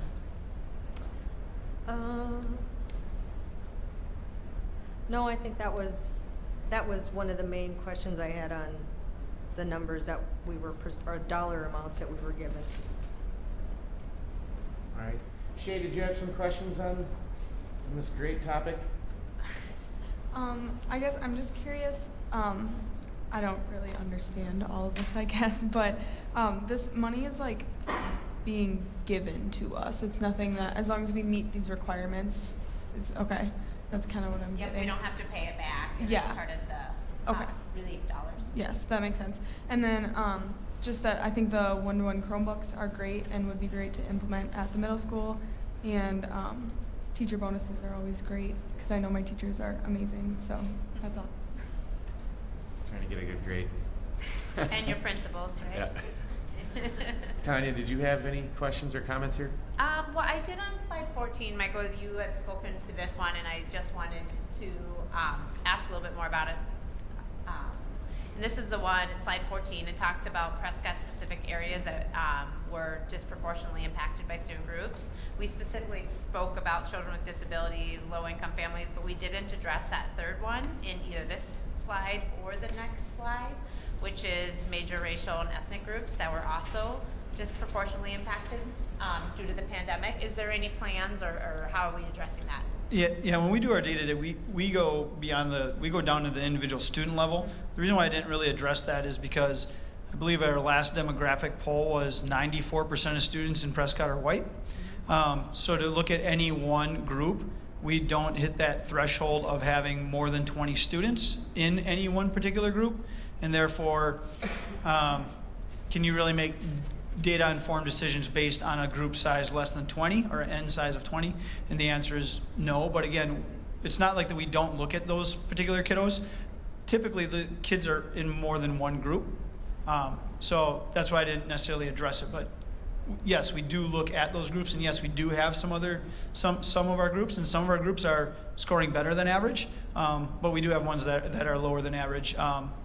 For example, I know I think the group is Native American or I think it's Hawaiian Islander, I think is the name of the group. That particular group we know is one of our lower groups, whereas our Asian identifying students are above average. Right, so, yep. And then I was wondering with that, because we're able to use dollars for impact and stuff like that, I think of some of our groups, and I think Rick talked about one, right, that might address it, but that some of more just the cultural programming and the community building and stuff like that. It doesn't sound like the funds are necessarily going for that, but I assume it could if we had chosen that too. Okay. Yeah, I know some of the funds we talked about are social emotional curriculum, second step that we use. Kelso's Choice. Up at the high school we have a PATH curriculum through Tasha Shu, who's a local somewhat celebrity. So all of those are things that we're potentially looking at earmarking into this as well. Thank you. That was my only question. And this is kind of it's a big puzzle, and it's kind of a trade-off. And so by at least booking some of these larger, it does give us then, if there are additional identified needs, then Fund 10 can start to be answered. And I kind of talked to my admin team. One of the biggest challenges and one of the hardest things to do is always have to say no or pause on really good ideas that come forward.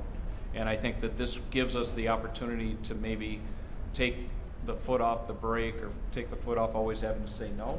And so that's why we kind of organized it in this way to kind of move very quickly through clear identification of big projects that then allows us to kind of free up Fund 10.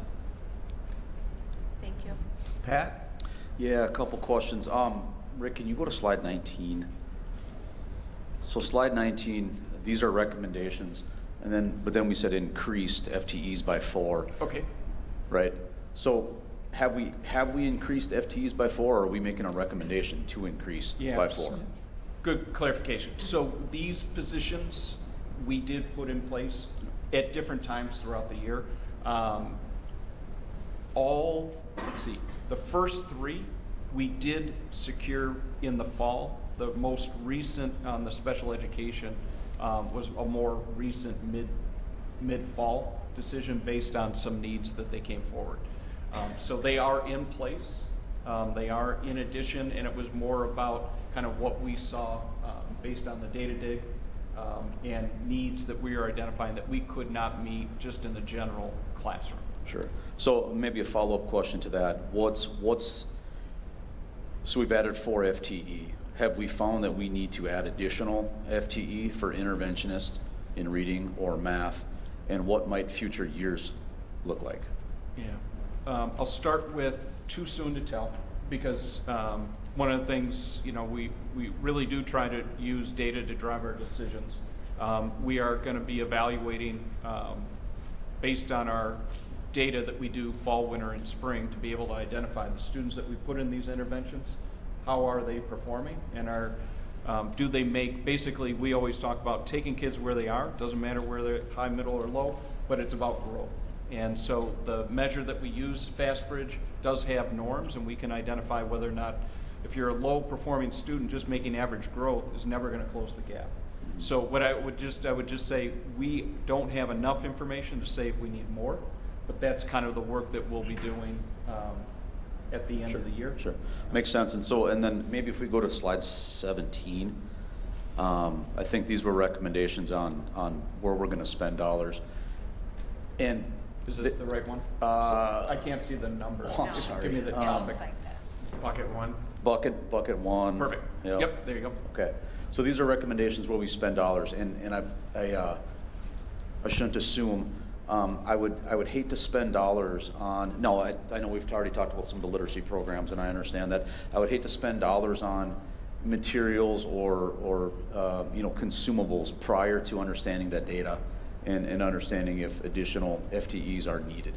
And I think that comment in a roundabout way has been made already a couple of times, but maybe could we speak to a little bit on the timing, and until we understand that data and what we need to do we have some time here or no? And this is the regular everyday curriculum, right? Yes. Yeah, this is tier 1. Yep, not intervention. Well, Yep. no, that's my question right here. So we're making a recommendation that the $316,000 are going to get spent in instructional materials for K-5 literacy, for EBIS math.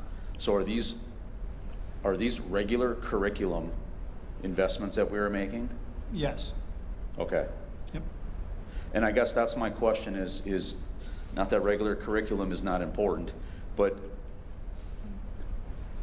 is it too early to spend on regular curriculum when we don't yet understand the gap that needs to be filled in with the intent of these ESSER dollars? Yeah. The way I would frame it is, in particular, it's a program that we did kick the tires and had a lot of stakeholders in. So the curriculum selection process is a pretty extensive one. It's available on our teaching and learning website. This came to be a necessary need based on our early data, suggesting that what we had in place wasn't sufficient. Prior to COVID, right. And so now that we have it, what we're trying to do, again, is the main thrust of this is it's emergency one-time funding. Mm-hmm.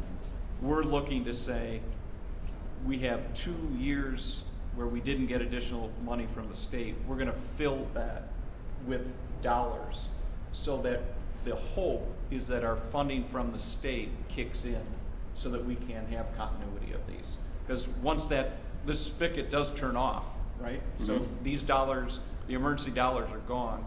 We're going to have to continue to figure out how we budget, and this is giving us time, both as a finance department or brand new people, time to get acclimated and understand how public finance works, and give us what I would just say is some breathing room as we build next year's budget.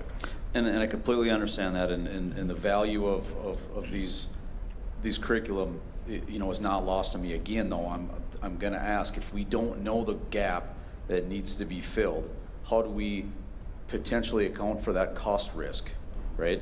And having to spend, dollars right now. It just, if this is gonna present a budget challenge with normal curriculum, expenses, how do we bring on additional interventionists or, whatever? I mean. Oh, yeah. So what I would say is, kind of reframe, is that this takes care of the core. This list is pretty extensive, and we decided to kind of shrink it. What will allow us to do is, as we continue to collect data on our students that are here, to make data-based decisions on how do we group kids, if they're making progress. And we have a host of other, like my virtual reading coach. We have a grant that we're going to participate in with AmeriCorps, where we'll have a reading specialist on site that's specifically trained. Many districts have been able to have it. The last 2 districts I had worked in, it was a very successful evidence-based research project. So that's going to be added over at Malone. So we believe that we do have the additional interventions available to us, and this will allow us, if those interventions are successful, we'll have more Fund $10 to then maybe pay for an interventionist or buy more materials. Okay. So some of those programs are Read 180, System 44. Those are kind of computerized reading programs that already exist, but it'll allow us just to maybe have more children participate in. Mm-hmm. By a license per child. Right, so what you're saying is we're making reasonable assumptions that we're gonna be able to cover those gaps as the data suggests that they are there, and not have to say next year, well, we already spent our money. Just another way to put it. Yeah, no, Okay. I think actually it'll free up so that if there are groups of students or individual needs, we'll have more flexibility to be responsive. Okay, thank you. Just another one quick on the Chromebooks, for middle school. We talked about the need and, some of the benefits though. I guess I'm just gonna re-ask the question, how necessary are Chromebooks? It is a necessary expense. I've heard about maybe some cost offset of having to update and maintain existing equipment if it wasn't a one-to-one situation. Did I hear that correctly? That's accurate. Okay, all right, thank you. I think that was it. That was it for me. Appreciate it. You bet. And I'd just say that the one-to-one at the middle school would help support the already invested in science curriculum. From 3 years ago was our implementation year, and now we're in refinement. A lot of that is web-based. Also our mathematics Desmos, which is started as an online sort of graphing calculator. Now it builds the curriculum around that program. That's another thing that we had shifted to this year. So we definitely need to have that one-to-one down at the middle school.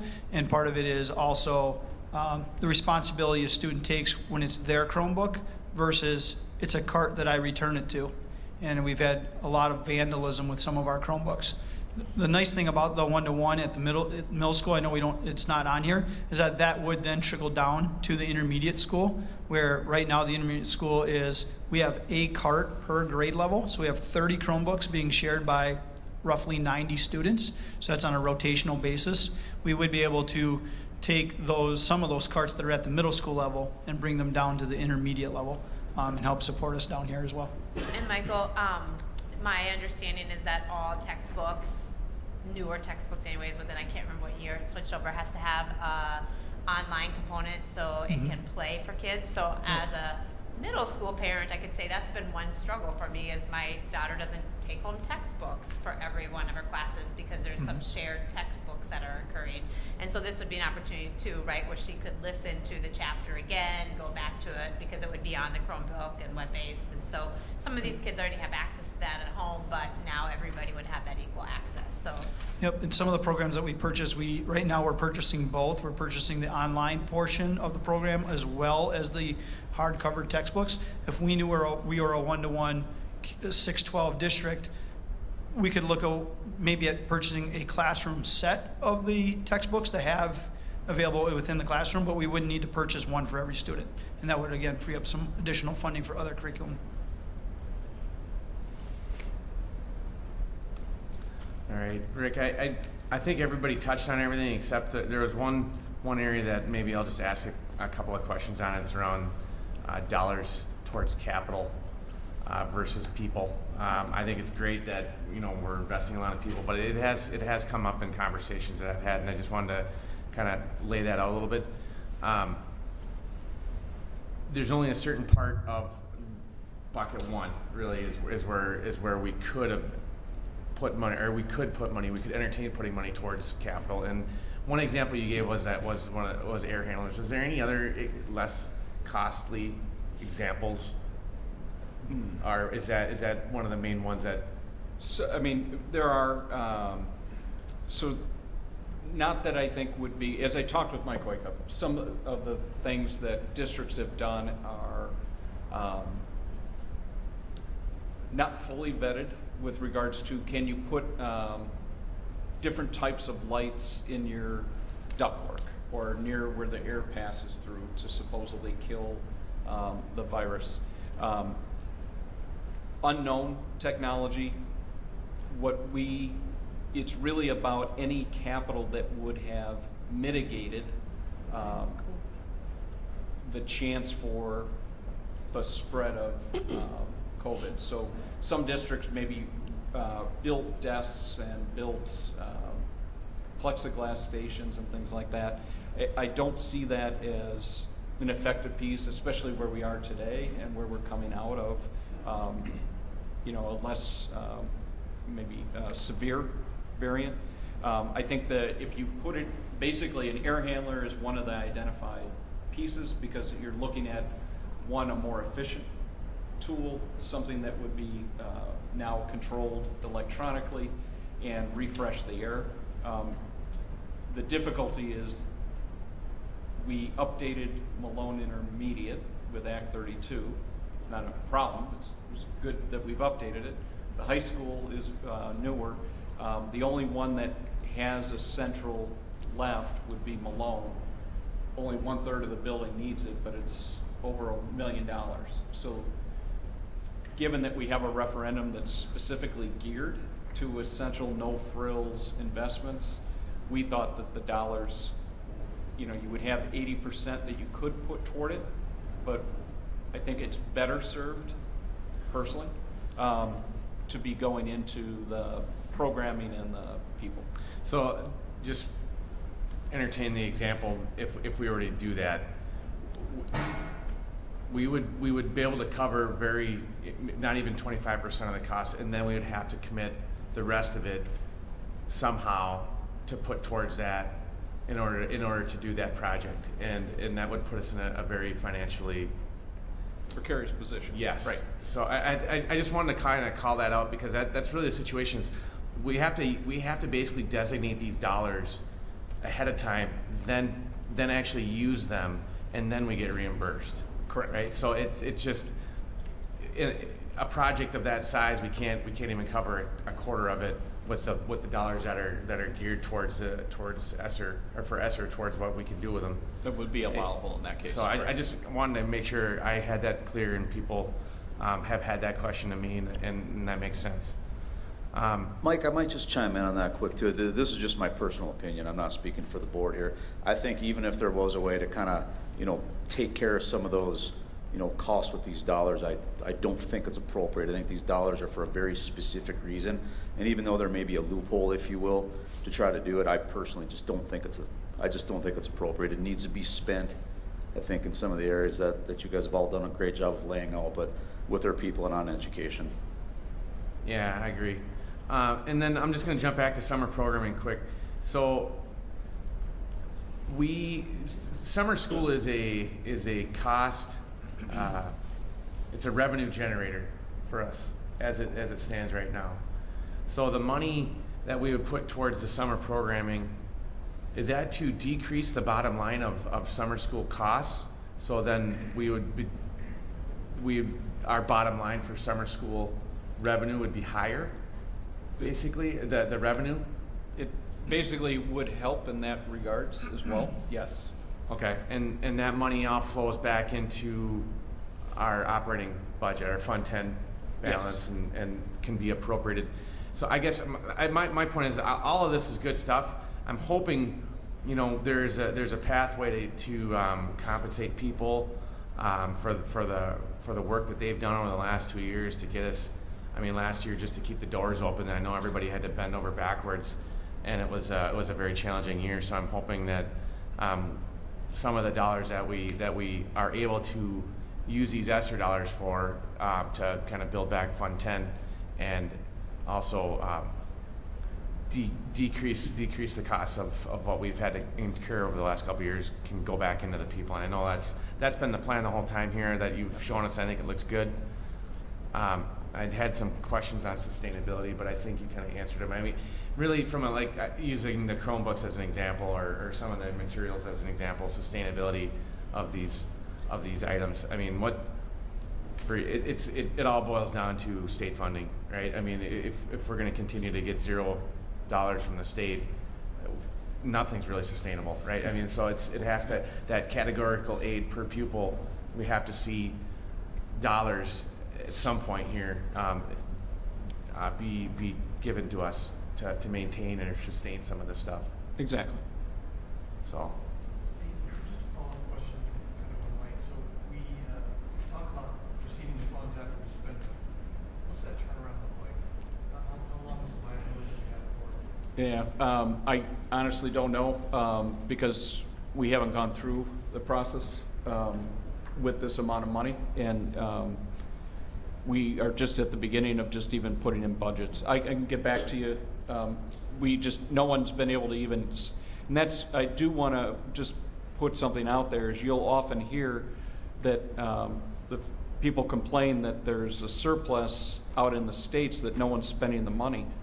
We can't spend the money until they give us the rules and we can put in these budgets. So it's not that the money isn't needed, and it's not that it won't get spent. It's just that we have to kind of pursue this. But I'll follow up and see if there's anything from DPI about how quickly that turnaround is. And knowing our administrative team, I know they're going to do this, but I'm just a little leery of spending money and then having a loophole catch us where they say, sorry, we're not going to reimburse you because you missed one step. Yeah. Just so we got our- And I should also clarify, budgets can always be adapted. It's not the easiest thing to do. The one thing we can't do is miss the March 11th date.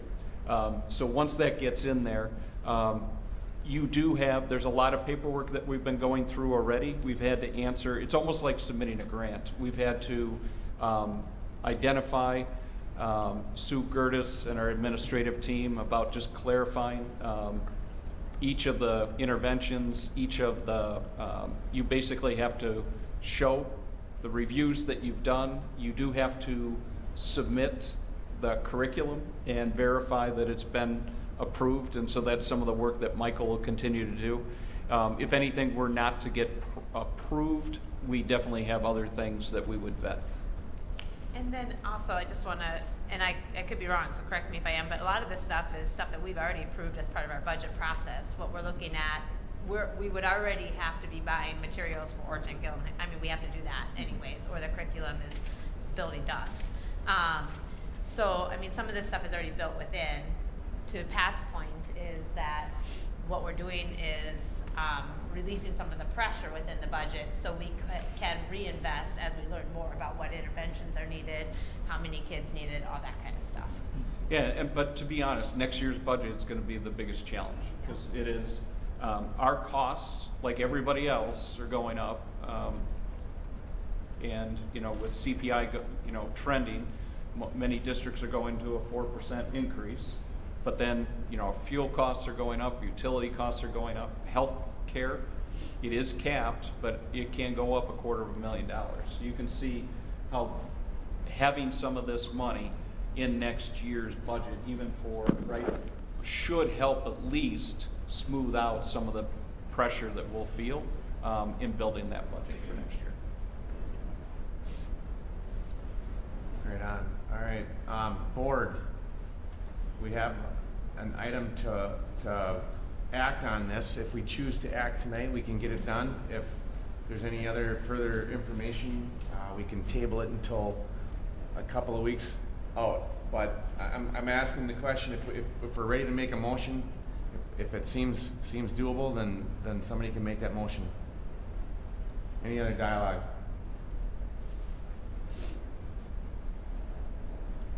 Would anybody care to make a motion?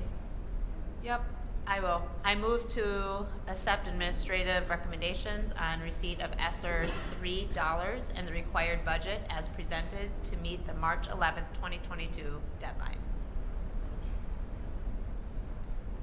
I will second. All right, we have a motion and a second. Is there any other dialogue on this before we roll call? All right, Pat? Aye.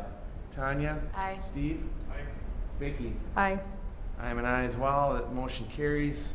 Thank you. Well done. And good job on the presentation and the thoroughness. All the administrators, very good job. Thank And you. in the quick turnarounds. Yeah, I know it was a lot of hours spent off campus, so much appreciated, you guys. That concludes business. We're on information discussion. We're going to go, the first item is the guiding change document for the academic 2022-23 school year calendar. Michael, it's a busy day for you today.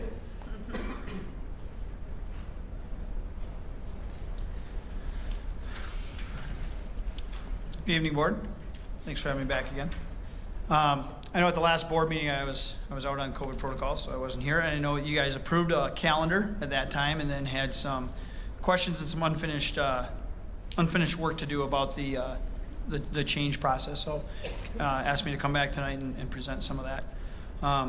One of the big things is when we're going through a big change, and again, this change process actually started back when we started our work on the academic model 4 years ago. Is how do you move from the experiences that we currently are having in our classroom to the experiences we'd like to have in our classroom? And again, the most precious thing is time. So as a group of educators and learners just coming together, is what's our focus question? What are we making sure we're always funneling our thoughts and ideas and plans back through? So again, we're looking at how do we create a school calendar that's going to best balance those instructional needs, the district academic performance priorities, and providing within the workday a collaborative time for us to team around student needs. And that really is our focus. And how can we do that? And how can we do it in a sustainable fashion? Last month in December when I was here, I talked about and we discussed the why. What's the purpose for this?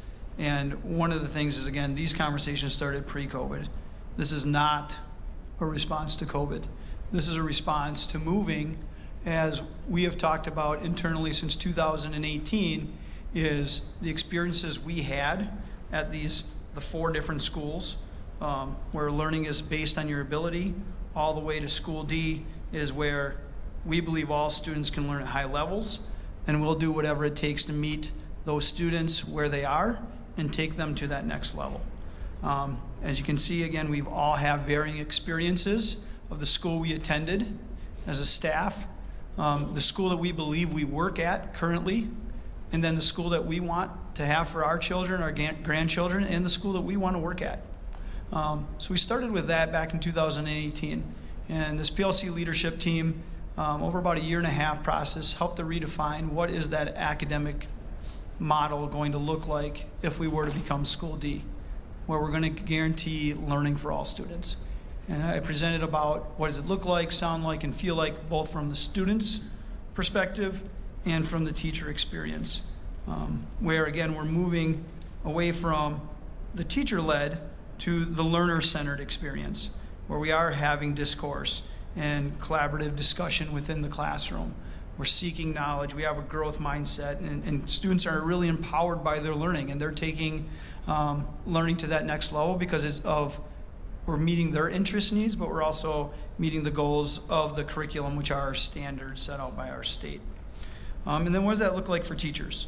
How do we become facilitators of learning rather than the delivery of learning? How do we lean into deep conversations and inquiry type discussions and learning activities for our students? And then as a group, we need to be able to work interdependently, collaboratively on things And then being able to have that time to carry out those plans. Again, we talk about being the best at getting better. That includes short cycles of continuous improvement, also known, like micro professional development. Not the macro level, the micro level. How do we have those short, through a plan, do, study, and then act your way to a new standard or practice? And how do we continually go through those cycles? Again, working collaboratively, interdependently, learning from each other. As I often say to teachers, some of the best professional development that we can offer each other is down the hall. Watching another staff member work at their craft, and how is that different than what we're doing in our classrooms. So that's how we got to today. A 4-year process of where do we want to be as a district, as the district teachers in the buildings, and where do we really believe we need to go for our students, for them to all have a successful future. Not just the ones that choose or have the innate ability, but for all students. How can we build that successful future wherever that may be? When we've gone through these processes before, if you remember, we went through a process very similar to this about 5 years ago. If you remember, as a board, I know some of you weren't here the entire time, but since 2011 in Act 10, we have added 30 minutes to the teacher contract. Most of that time has gone on to the calendar in terms of instructional minutes. So when people talk about how many minutes do we have this year versus years past, we're way above what we used to be for instructional minutes. But again, if we go through a process, we usually end up at a more successful place. So this is from TeamWorks. I know the board has seen it, but I know some people in the public have not. When we're looking at a change process, we start with our stakeholder voice, and who is that input team? Who do we believe that should be? And as you can see, again, teachers, the administration, and families. And then how are you going to engage them? And probably the best way to get that is, one, presenting at parent advisory meetings like the Malone Parent Committee and talking about these things and having more of our families engage in those things, and then through surveys. We have an options team, or a team that designs options, and again, how many options does the board want to be looking at? Obviously, all options need to be viable, things like that. And then the choice maker group, which is the board. From there, then we would go into that implementation phase. One of the things we always create with that, though, is a guiding change document. And the guiding change document has three sort of labels to it. You have your current reality, you have your results and what you want to end up as, and then what are sort of the fence posts, or what are the bumpers on the side of the road, what are your acceptable means, what are the things that we will not do in this process. So as we looked at this together as an administrative team, just who do we believe should be part of all of these? And again, this is something I'm going to ask the board to weigh in on, is that design team being the principals, and that PLC leadership team at our district meetings, and then obviously the choice makers being the board. Rick, if you go to the next slide, before we go any further in the process, I just want to know where the board is, and I just ask some clarifying questions, because this whole process is to help you make an informed decision about where you want to go as a board in that strategic direction and how you want us to get there. So I just want to verify before we go any further, as we talk about School D and we talk about the experiences that we want from the teachers believe that we should have for our students, and then again, that student and teacher experience, just a couple things. Does that align to what the board's vision is? We've engaged our PLC leaders and our faculty around this for 4 years. Well, we haven't engaged the board a lot around this. So that's one of them, is does that align? Is that where the board feels we need to go and what's best for the Prescott School District? Or is it not? And is there a different direction the board wants to look at? Is it the right focus question? Are we focusing on the right things as we go to this design team, as we create surveys to try to capture this information? Is that the right focus that the board wants to have? And then the other big thing that comes with any change process is it could be the right idea. You could have the right people in the room, but it's got to be the right time as well.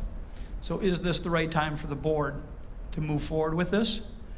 Knowing that timelines matter, And I think if the board is looking at doing any sort of change to the academic calendar for next year, we have to give families ample time ahead to plan for that. So what's that unacceptable sort of by this time we have to have this to families, our decision. As I laid out on a few more slides, again, we may not go there, is I really believe by June, our community needs to know if there's going to be a change or not. My thoughts. I'll just jump in here. So last month we approved the calendar as is without the 2-hour early release. We tabled the 2-hour early release because we wanted to get some more data around that. And one of the key points, and board, just jump in here if you're thinking something different, but we wanted the one of the data points to be parent feedback on what might work best for a 2-hour early release, what day. Also to task each building with coming up with a plan for their building, not necessarily something that has to be across all 4 buildings. It doesn't have to look the same. So what happens in the elementary school doesn't necessarily apply to the high school. So we challenged the administration to come back with some proposals on what different buildings could do to accommodate those needs. And parent feedback was a piece that was missing from this year's early release plan, and I think we want to try to incorporate that into, if we're going to build it into the calendar, we want to have that. And board, did I miss anything? Is that? Well, I would just say that to answer your question, Michael, I think this is the right question, which is how could we create a school calendar that best balances instructional needs, academic priorities, I'm kind of paraphrasing here, providing work time for teachers to collaborate and stuff. So I think that's the right focus question, which is right the question that you're asking us right now. I think that's a very appropriate question. What I would like to see, and maybe a little different than what Mike's suggesting. I understand that it would be really difficult to have different buildings doing different things. We have things like transportation to think about. We have things like if the intermediate school does one thing and the middle school does something else, then what does that do to our families? So I understand that there's some balance. Be creative. That's what this guiding change document is all about. What I really want to see is some metrics and data around what we're doing right now this year. Is it working? How are kids feeling? I mean, we're looking, I'm not talking about the feel, but like, are they learning differently? Are there better opportunities in school because we're having more collaboration time? You know, those kinds of things. Does the instruction look better, essentially? I would like to know how staff are feeling. One, actual feel, as in I know that we have many teachers that are real close to that burnout, so I'd want to know, does this help? But I'd also want to know, do they use the time? What do they use the time for? What do they value about it? All that kind of stuff. What are they doing that they weren't able to do before? Can they imagine other ways to do it? That kind of thing. So they're looking around. And of course want to know with the community of parents as well when it comes to that. So I'm more looking at, I trust you guys when it comes to creativity and I think this is the right question to answer. I just want to be reflective and practice that learning process with what we have in place this year. Take that data, bring it back. You said June works for me, like May. Let's start talking about what are we learning from our experiences and stuff like that. Does that help with direction? Yes, yep, definitely. Couple things for me. Tanya may have already hit on it too, but obviously you guys will incorporate, the athletics and the arts, and that can mean everything from high school all the way down, to kindergarten and other activities. I think there needs to be, so if we look at School D, right, and that's where we want to be as a board. It's where we want to be as a faculty, staff, and administrators. We need to look at budget considerations too. So when you guys are putting together a calendar, and I guess this is more of a question for you all, is are we taking a look at the calendar based on current budget constraints, or is there ability to say, hey, this is what really good looks like? And I personally would like to see some sort of options hey, if we added, 2 FTEs, right? We could do this, and then that budget, constraint or, would be X. And then I think while you guys are looking at this too, one thing I'd be really curious about is what are we doing now, again, as administrators, faculty, staff, that doesn't provide the value? And instead of lengthening our days or adding FTEs, what are we doing now that we don't need to be doing? It could be as simple as, we're filling out daily reports that go to Dr. Spacuzza, and then nothing happens with it, right? I mean, so identifying areas as we're going through the calendar, what are we doing now that provides zero value? I'd be really interested in that. As we add new math programs, what are we taking away? We're adding things, what are we taking away?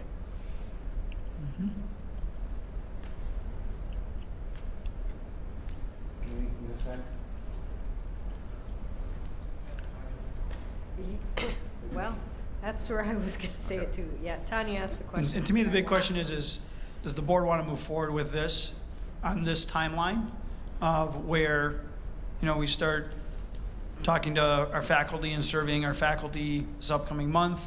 April, we engage our families. By May, we have options to the board, and by June, you're making a decision. Is that an appropriate timeline? Or is this something that we need to feather out longer and, get to our parent groups more, inform the general public, our families about School D and what we're trying to become, and we all know the experiences we had in school, but what could those experiences look like? Do we need more time for that? Or does the board feel like we can inform enough through a survey that parents can understand what's going on and what we're really after? And again, it's not COVID. I know that keeps being brought up into the conversation. And yes, every frontline worker is burnt out. Trying to move the School D during COVID, for sure we're going to lose people. We need that time. And again, how much time can you squirrel away 15 minutes a day for collaboration? That's not useful. We need that longer dedicated time. So how does that look, and what are those different options we could have? Michael, I think the deadline, which to me seems fine. Okay. Parent piece, I would move up to March. I can't hear him. Okay, Steve, sorry, we can't hear you I down can't here. hear you, Steve. You don't have Sorry. like coaching voice. Oh. I'll do my best. Anyway, Thank you. The June timeline probably makes some sense. Mhm. I think the parent piece should be moved up earlier because I think there's going to be some follow-up that we're going to need to do on that. Not just to find out when parents would want to have this, but we need to understand if they want it, and if they don't, why, and if they do, why. It's affecting families. We understand we want to do it for the teachers and the kids so they have better educational opportunities. To Tanya's point, having some data that back it up would be great. But I really think the parent piece needs to start sooner rather than later so that we have all the information that we need by June. I would echo that comment, especially if the recommendation is potentially going to be altering a traditional school day, time frame, right? Via early release, late start. I would, if that's potentially on, up for consideration, I echo everything Steve says. I think the earlier the better. And I would just interject and say, I like your timeline for surveys. I don't think surveys are the way to teach and inform, right? So I think right now we start teaching and informing why do we value this time? What's it look like? Why do, that kind of stuff. And then, taking those surveys and getting that information. But now's the time to start teaching about the value of it or why people see it as a value. And I want to just add one other thing I'd be interested in, and I'm not sure how this would work, but one of the things that I'm hearing from families of the hardship about this is that some of our kids that need it the most are losing some time in school. So I don't know if there's a way to provide some intervention during those releases for kind of like when COVID came and we had certain groups strategically still in the building accessing services. So my concern with it, and where I'm sure you'll be much more of a creative thinker than me, is our interventionists are also teachers and staff members that have the need to collaborate and be part of teams. So we don't want them to lose that, but just being creative with how can we still leverage some of that time with our specific groups. And just want to echo that 2-5, that does happen, those kids that are staying back, and really K-5. But K-1 developmentally, learn through play is a lot of what we do, and they need that additional time. So a lot of that time is play, but really 2 through 5, that is what we're having. We're reaching out to families. We're having kids that need that additional time, or maybe they've been gone a week for COVID or vacation, whatever, and having them stay. And then they are getting that small group, intense instruction, and support that families need as well, because maybe we are working 2 jobs and we don't have time to sit down with our kid on a regular basis and do homework with them, and the kids can stay and do some of that work. So some of that already is. I think that's awesome But stuff. building it up to the high school level, I can see that. Yep. And I know that you guys were doing some peer mentoring and stuff like that. I think that's the teaching aspect of it. What Sure. is being done during this time? You know what I mean? Yes. Thank you. Yep. That's great. And when we get a tick update, thank you, sir. The one thing I just want to caution us is rushing too fast. I do believe that we need parent input, but we're in the middle of February, and we got a really big task with regards to communicating out about the referendum and a spring break that falls in March. And I want to make sure that the questions are both kind of how we worked with school perception, both to your comment about how is that time being used. I think we have to articulate that. And then also ask the question, and I think Stevie framed it up, it's not just yes, no, but if yes, why? And if no, why? And I think for us, the only thing I would say is I think we can put time in March to get these developed. I just think it would be asking a little bit too much and over the admin team, and create some confusion as we're trying to message out on something else.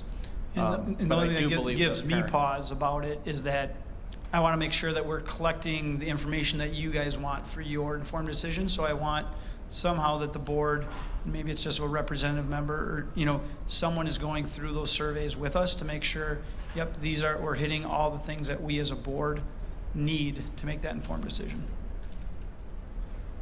And I always think, to Dr. Spikuza's point, you can always, this isn't a hard, fast deadline, right? If it's like, hey, we need more time, we're not there, that's fine.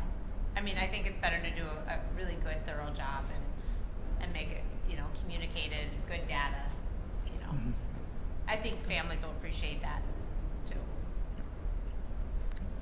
To Michael's point, is there, just to have a board voice, is somebody interested in, as we continue to work through this, to maybe be a representative or a point person that we could run the questions by?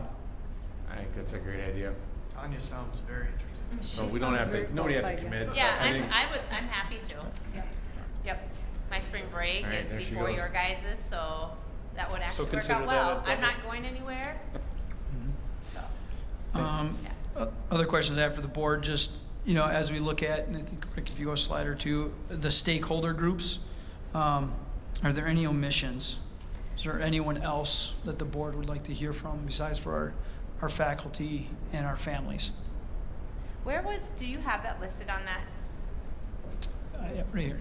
Sorry. We do have our 4K centers, right?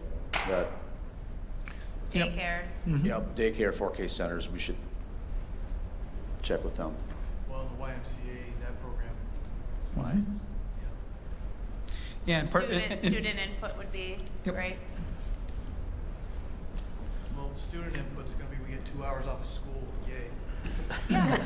I don't necessarily think that's always yeah, I the think case. Shay definitely would like to be here longer. Shay wants to be She wants to add 2 hours to the calendar as Do you well. remember in elementary school when you really liked being in school? It's not always the case right now. High Right. school too. My daughter misses being in those things. Okay. So I would say if there's further clarification on anything, we can do it over email. Tanya's offered up her time, so we can kind of iron out the details. Yep.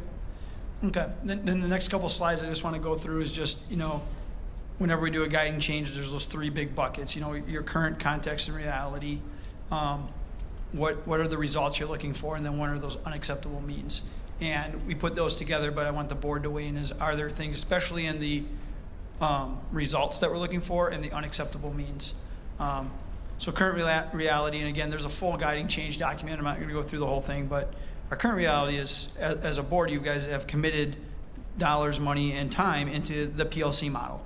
And that the PLCs are really our hub for professional development and learning from each other.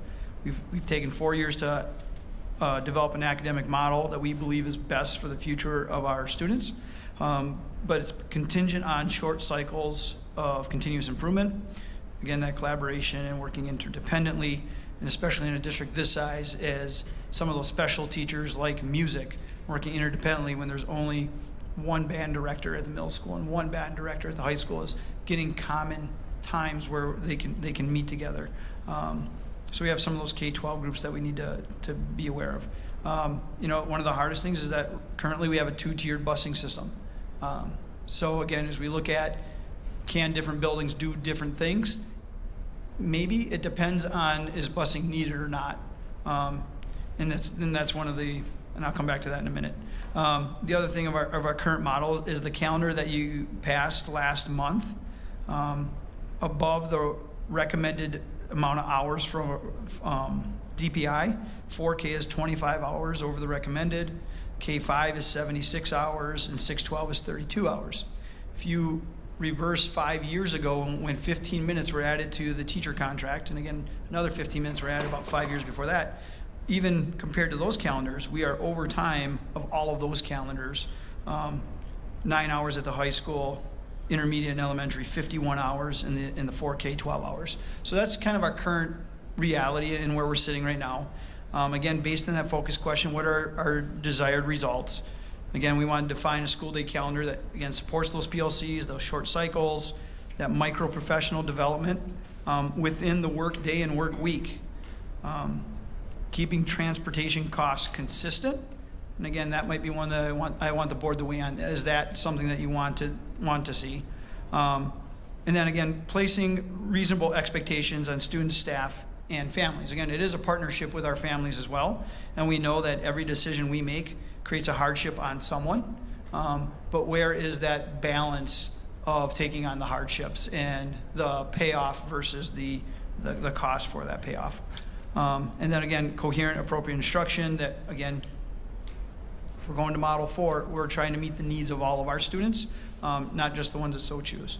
And then finally, unacceptable means.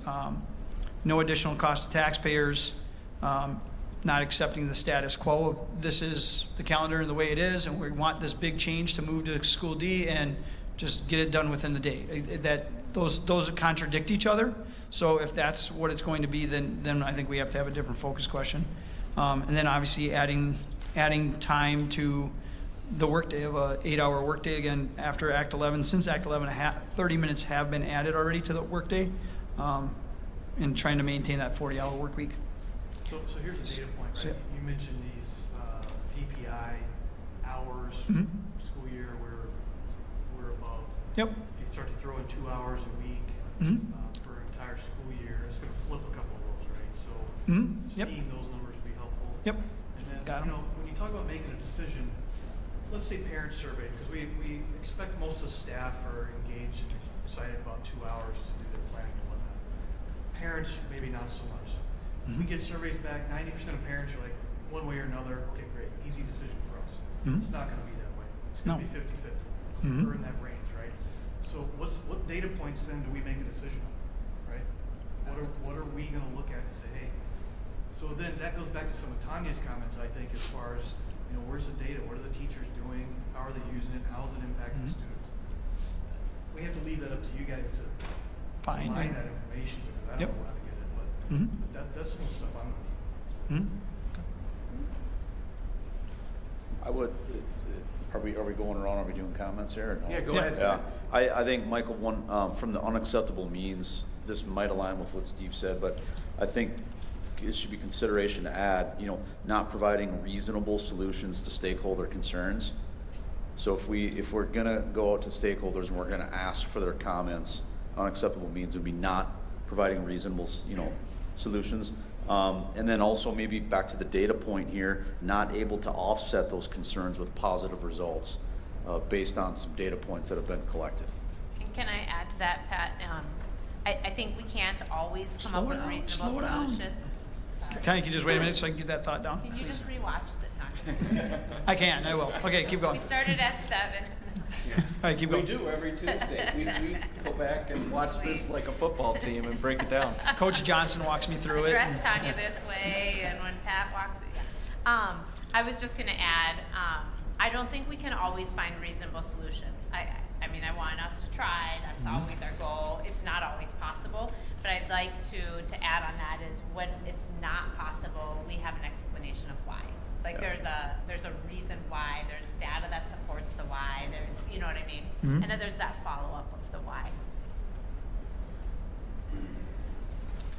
I think just one thing for me under the results category, and I think you guys say it pretty well with your last bullet point, but a lot of this on here is and rightfully so, it's on the professional learning and professional development.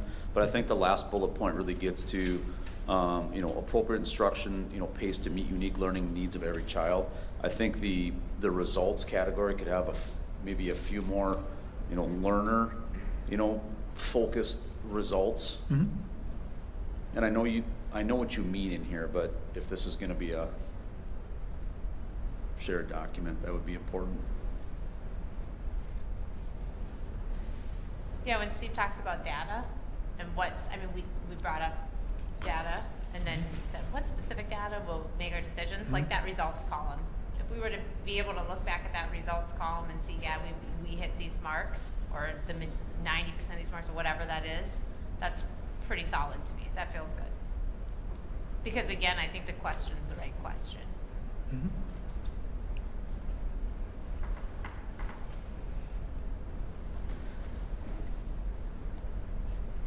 All right, anything else? Does that give you enough to go off of right now, Michael? Sounds Plenty. All right. No, really good discussion, really good feedback. Tanya, thank you for being willing to work with us. I think he's done for the night with us. Yeah, maybe, we'll see. We're gonna move on to item B, update on April 5th, 2022 referendum. So I've asked Andrea Herzon to join us. She is our communications specialist. Also is going to assist me in this presentation as soon as we get to the front. All right, so as you know, we have moved forward with a question for April 5th of our community for 2022, and it's investing in our schools. We have obviously 4 wonderful facilities. 3 of them are a little bit older. And of course, what happened?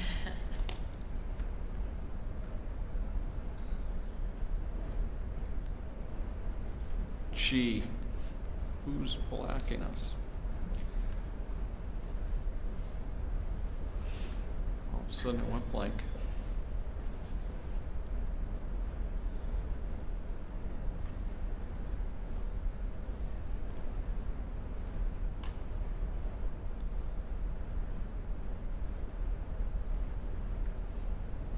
All right, Andrea, there we go. I think we lost signal.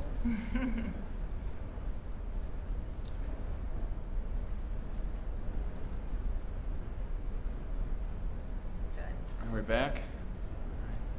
Go just a little slower. All right, so the 3 buildings that we're talking about, those dates are meaningful. And so sometimes we've used even analogies of a car. If I'm looking out in the parking lot, I don't see any 1929, 1963, 1969 cars. Sometimes we do, and we see those on antique shows. If you want to be able to keep those cars going, we know that you're putting a lot of money in those cars to keep them running. And so we know that we have these buildings that are part of our investments from our community to meet the needs of our students. Our faculty are working in these buildings each and every day. The community has supported us.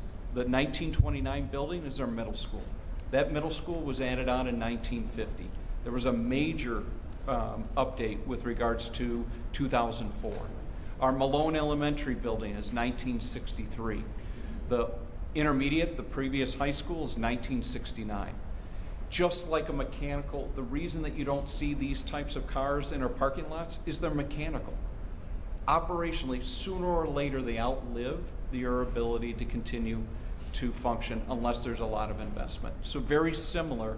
Our buildings, we're not talking about high frills with regards to what is going to be invested. We are talking about no frill investments in infrastructure to make sure that our roofs, our boilers, our windows, our doors are taken care of. And again, in a similar way, if you walk through these buildings, the floors sparkle. The windows are clean. Mike Hoyka, his custodians, they do remarkable things. They even fix heaters that go out, right, at the middle school. So it's not about operations within the daily taking care of our facilities. It's about major parts of a facility that sooner or later structurally break down. So how did we get to this point?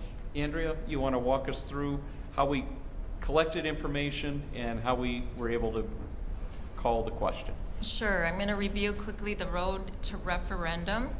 I think it all started in spring of 2019 when SDS Architects, now River Valley Architects, and Apex Engineering did a very comprehensive facility study of the 3 buildings. But not only did they do a facility study, they interviewed teachers and educators and asked them about their space. They looked at, grade configurations. They really looked at how best to utilize all the spaces we had, what was being used, what would be best for instructional for our teachers, and what they were teaching. In August of 2019, they gave us our facilities report, many line items on that list. We continued to work with SDS Architects, who worked with the board, and we went through many iterations of options to present to the community in a 2020 survey by school perceptions. Those they presented, we narrowed it down to 2 pathways. The pathways had 2 things, one thing in common, that they asked for safe and secure entrances at 2 of our schools. And the major difference in the 2 pathways was that 3 of the schools were to have instruction and using the middle school as a community and administrative building. And in the second pathway, there were 4 instructional buildings. We listened to the results from the survey, and the community was not yet ready to invest in that kind of money at that time. They needed some more information. So we went back to the drawing board. I missed a little work in between 2020 and 2021. We did put out an RFP for project management. We went through that process. There's been a lot of hours and hours put into this and thought. And we interviewed prospective construction management companies and decided on one of those. And then this summer, once we had the construction management, we wanted input from our community members. So we formed that facility advisory committee made up of 11 community members that represented different ages, genders, and they also were from all 5 of our municipalities. They met from June until actually up to November, August through November, and came up with 3 options for the school board to consider, and you guys had all unanimously voted, passed, except for one, to move forward with that $15 million resolution. And so now we've been working hard behind the scenes to get ready, get information ready for the public, and get ready to present that. So there will be one question on the ballot, and that is to issue general obligation bonds not to exceed $15 million, and those will all be invested in the 3 of our older buildings. Rick presented those ages, and that comes out to an average age of 64 years for those 3 or older buildings. And again, it's no frills. It's things like HVAC, it's roofs, plumbing, pipes, and ADA compliance.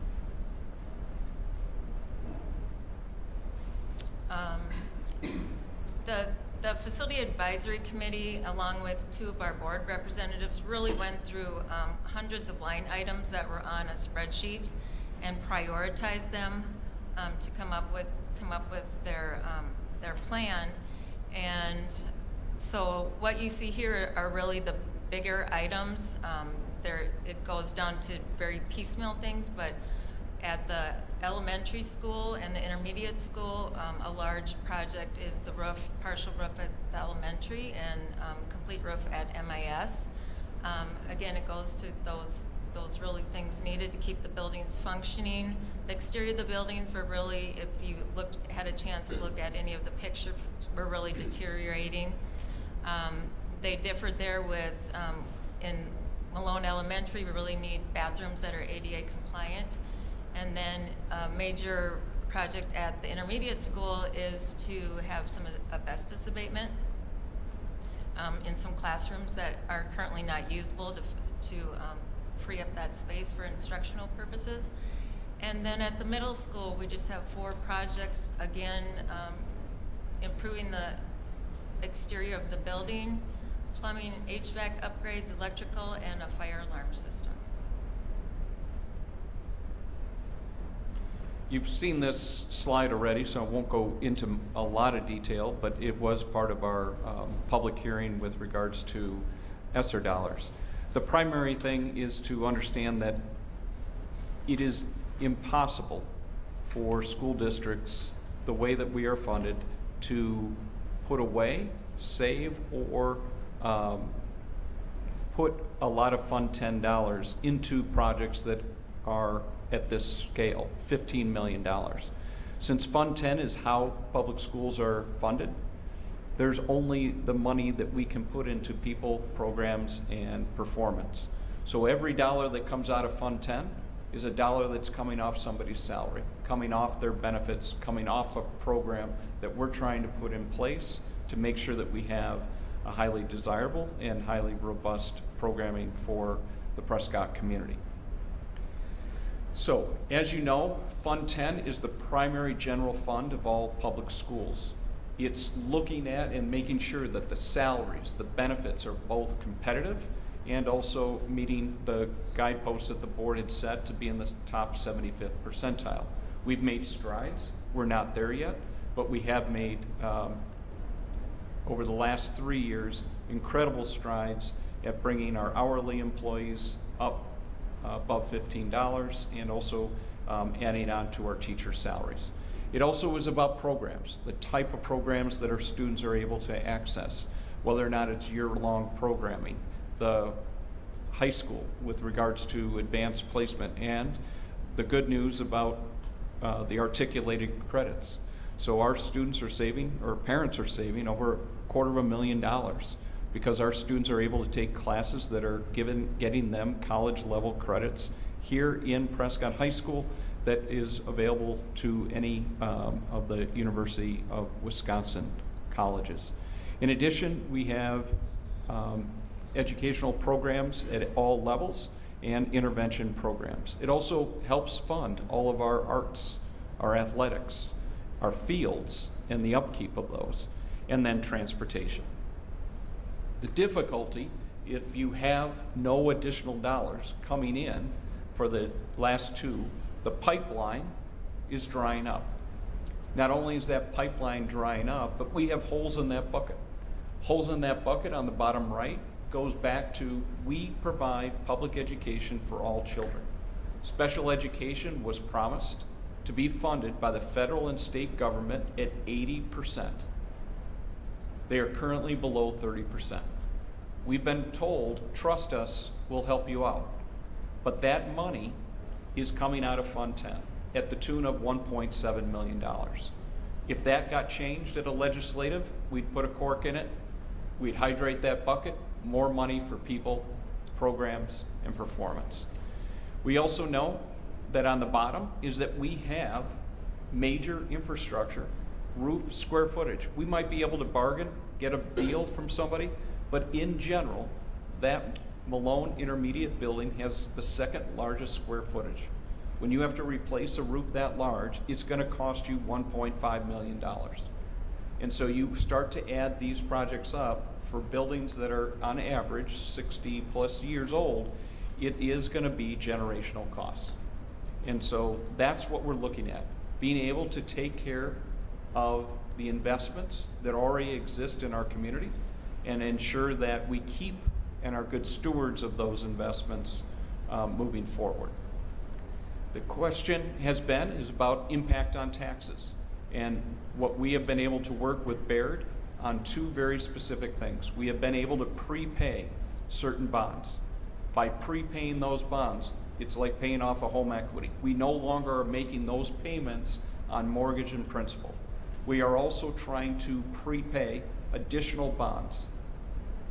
Third, if this is successful, we are at historic lows with regards to financing bonds that are currently schools are able to get 2% or lower. We do have additional bonds currently that are at above 4%. So if this is successful, it allows us to prepay some bonds, repackage bonds at a lower interest rate that are at historic lows. And if you're watching the markets, you know that those historic lows are about to go away. So the time is right. The need is here. There's no debating whether or not the structures need to be invested in. And we want to take pride in the buildings that we have so that they can meet the learning needs for our children and our community in the future. You can learn more, and I'll turn over to Andrew. Yes, you can learn more. If you have kids that are in 4K through 5th grades, they had backpack flyers that went home that explain a lot about the different aspects of the referendum. We have many, many ways that you'll be able to learn more. We'll have 3 public meetings at each of the schools that are involved in the referendum. The format for these will be a short presentation and with building-specific information. You'll be able to tour the facility and see some of the work that is included in the plan. And then that will be followed by a short question and answer session. On March 31st, we'll be having a community referendum session at the high school here out in the cafeteria. And we will be having some of our vendors attend so that after our presentation, you can sit down with them. They'll be in their own area. Sit down with them and ask any questions you have about the work that's involved. Baird Financial, of course. And then River Valley Architects, who's SDS Architects, and then Market and Johnson, who would actually be our construction managers that would actually do the work if it is approved. And I think, Rick, you're going to take us out to the website to show the referendum page that Miss Mandy Matzik has worked so hard on. Look at that. Right. So if you go out to the home page, Rick, so we can show people how to get there. All right, there's a couple of ways. You can go under district and go to the referendum. Also, if you scroll down, there's actually a tab. So you can do either and hit on the bell. Okay.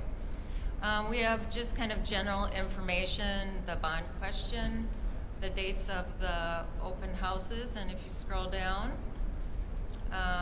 we have some frequently asked questions, and just for navigation purposes, we'll show you how to get to the actual responses. So what do we have? How will students, staff, and the community benefit? So if you have to actually click on the plus sign to get to the response. All right, and then there's some of the same pictures that you've seen of the work that's going to be done. And then if you scroll down a little bit, there's some did you know questions. Some of these questions are not really pertaining to the maintenance work to be done, but have to do with our district. One of them is actually the work with saving families monies for doing the classes, the college classes. So just some kind of positive things about our district and our programming. And then if you go on the right-hand side, I call it the gutter, I think it has a different name. More information about voting, tax impact, and then you can even track back if you click on the facilities planning page here. And I got a recast, sorry. Oh.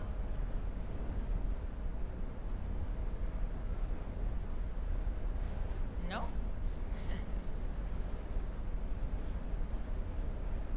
All right, so if you click there, that's going to take you all the way back to the Facility Advisory Committee and the work that led all the way up from August of 2019 up to today. I talked to Helmer Printing, and they will be sending out a 4-page mailer with referendum information to every household. That should be in your mailboxes by the week's end or the beginning of next week as well. Any questions? Anyone from the board have any questions here? This website looks great. It looks good. Yep, that's you. really great. I like how you showed us how to get there. I really appreciate how there's stuff that's going in the mail, there's communication going home with kids, we've got websites, information sessions, just a lot of different ways of making sure information is out for people that want it, and there's an opportunity for people. And we'll be adding more FAQs as they come in from the community after we have those meetings, and we also have another video coming of, we had those broader videos of each building. Now we're going to have it narrowed down to the work that's included in the plan for the referendum. Thank you. Yeah, so it's really great. Thanks, Andrea. Yeah, so very soon, March 2nd, March 9th, we'll be out. This meeting time is at 7 o'clock, and encourage anybody. You can come to all three, or you can pick and choose, but we'll be making sure that people have an opportunity to kind of ask questions and informally take a walk through each of the buildings. All right. Thanks, Rick. Thanks, Andrea. We're going to move on to item C, board review and public presentation of the superintendent eval, end of year 2020-21. We did this last year. I don't know if you have a copy of it, Rick, that you can cast, or if you, I don't know. Yeah, I think you have it. We did this last year after the performance review. We issued a public statement that was a summarization of the superintendent performance review. So this is the second time we've done this. So last year I read it verbatim. I'm going to read it verbatim again, and then hopefully we can just post this somewhere on our site. So, okay, I'll see if I can find it. Yeah. Do you want me to share it? Yeah. Do you have it? Yeah. I can read It's called, I just shared it again, it's called 2020-21. it. I shared it with you. I know, but it's like Pat's point, it's lost within. All this technology. All right, I see it. I will cast it. All right.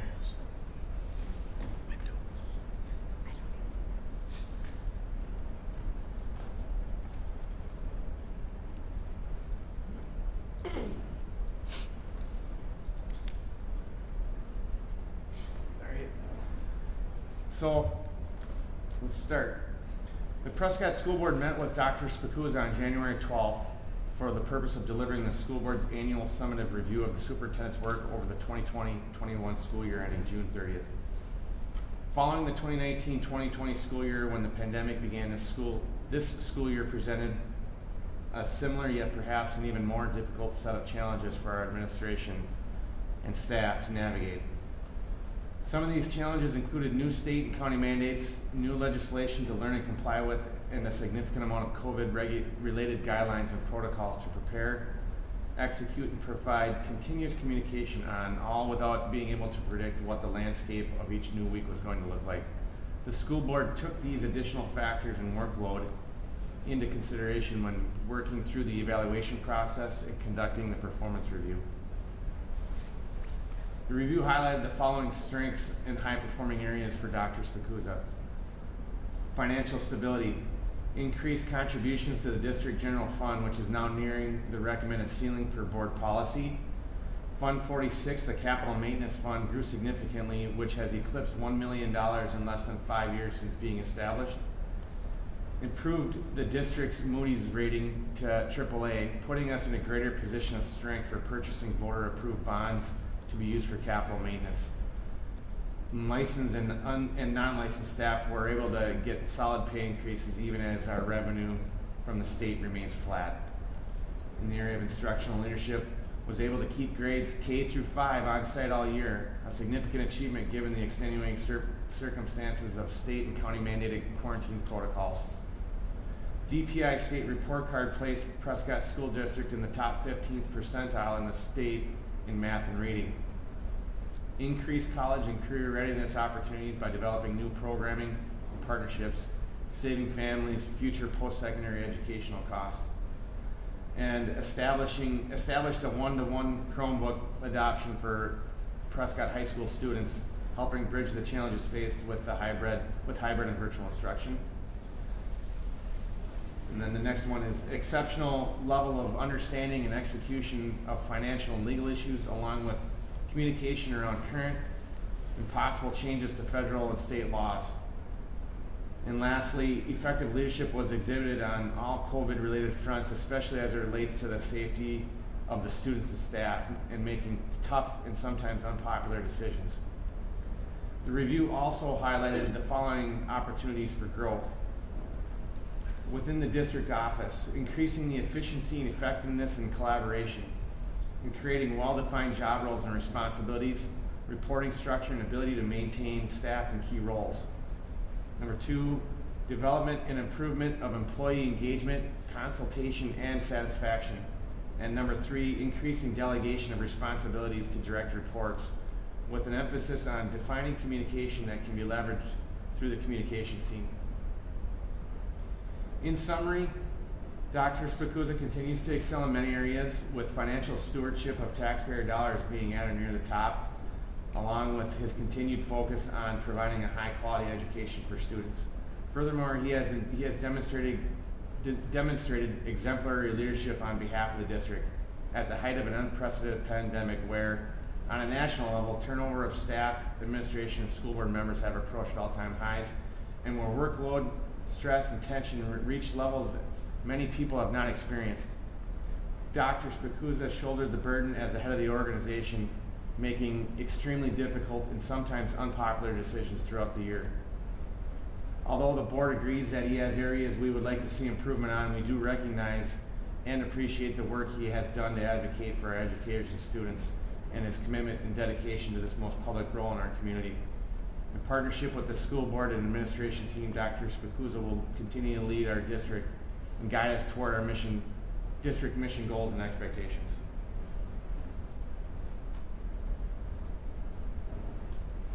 All right, and that is that. So we'll move on to item D, board development work session with Teamworks on February 23rd. Correct. We do have assigned, we do have Christine Rovalesky, who has committed, I believe, 2 hours for that night. It would begin at 5:30 with an end time at 7:30. I think part of it is to look at board evaluation roles and protocols. I think it also could tie in with regards to metrics assigned to opportunities for growth for the superintendency. And one of the parts of getting ready for that is she has developed a survey. Mike and I have kind of looked at the questions together. Mike and I still have to finalize the feedback, but the goal is just to be able to gather information from the 5 of you prior to walking in so that we start and have traction as we begin that work. It's likely not a one and done, and so it's making sure that we just kind of meet your needs, and wanted to see if there was any additional thoughts, making sure the time, place, and the agenda is what needs to be done. So that's next week. Anybody have any questions or comments about the workshop? I think there's going to be, is there going to be did you say a survey going out to the board members? Yeah, you and I have to still refine it or finalize it. Anything on that? Anyone? Next week will be a long workshop. All right, let's move on. Board work session on academic performance. So this is for the report card. Yes. So we've kind of talked about, how the process that we've used and to be able to identify, but we also had talked about that the board should have a full understanding and grasp of the report card and local assessments. And so we thought it would be important to get that on the calendar. So I know we have the workshop next week. Is there any, this was one that we kind of had, we wanted to try to get to as soon as we could. I know we're constantly in meetings and everything, but is there any chance that we can try to meet in March before spring break, or is that too quick of a turnaround? My assumption is that everything's ready to go, right? So The admin team is ready. Admin team is ready. It's just kind of on us. Michael's now. ready. Should we do it right now? No? Okay, good idea. When is the spring break, Mike? Sorry. It is, I just had it up. It's the 21st through the 25th. Okay. So if there's any openings, we could try to jam something in on a Wednesday in early March. One of the thoughts was that prior to maybe one of the open houses, if you wanted to the open houses start at 7. Oh, that's right. We have open houses on those Wednesdays, don't we? So you could do something where you could start in that in that work session, go through the data, and if anybody's able to participate, you'd be right on site.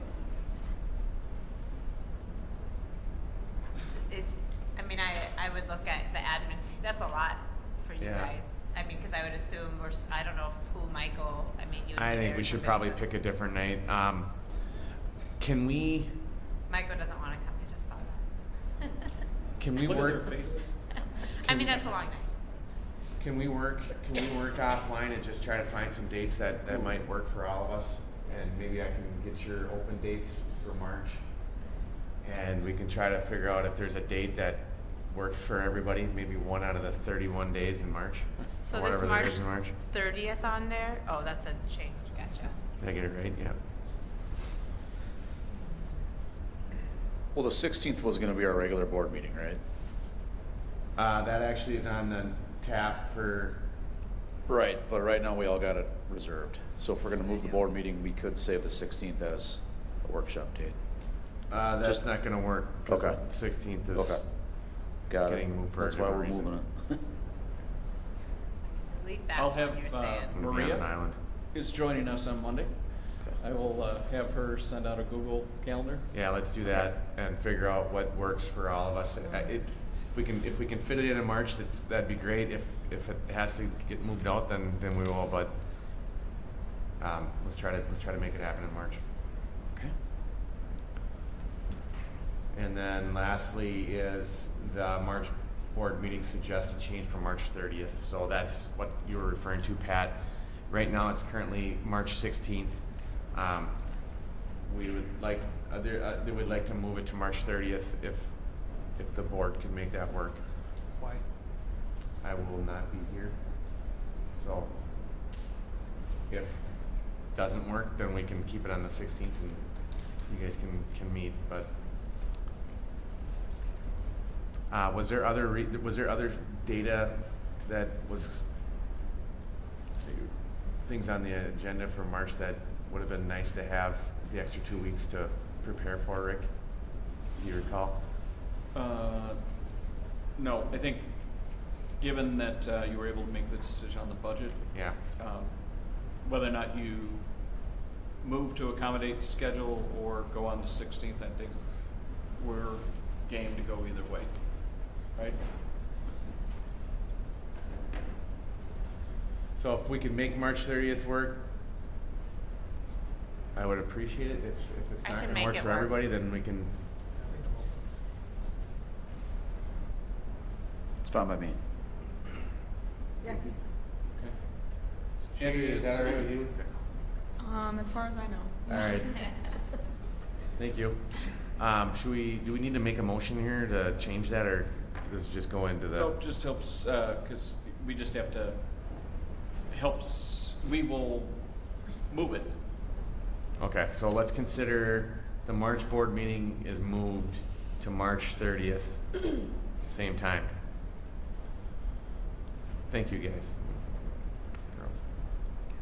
All right, that concludes information discussion. We have recognition of visitors. If there's anybody left that would care to be recognized, come on up and state your name and municipality.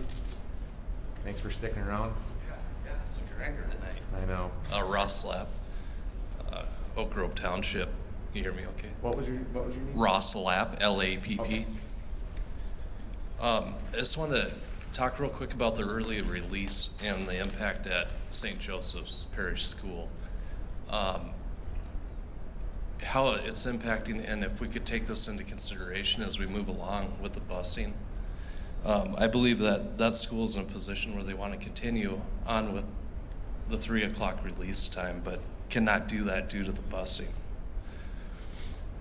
I know it's probably a little too late for the rest of the school year to consider that, to reverse that decision. But moving forward, if we do implement this plan, that we can take St. Joe's Parish School into consideration and also make that notification to that school so to allow them to make necessary adjustments for transportation, because we'll see what happens as time goes on, but I do believe that they're going to want to continue with the full day of school, Mondays or whatever day is decided for the public school. I think the other thing, great presentation, as we move on and look at what we want to do here is, is our community ready for a change from the traditional school day? I think that's, I don't know if we're there, the data as it comes in, and it'll be exciting to see what the results are. But, I do appreciate your time, and Dr. Spikuza, great presentation. I learned a lot this evening, and thank you. Thank you very much. Anybody else? All right, we can consider a motion to adjourn. I'll move to adjourn. Second. All in favor? Aye. Aye. Opposed? That carries. Thank you. Have a good night.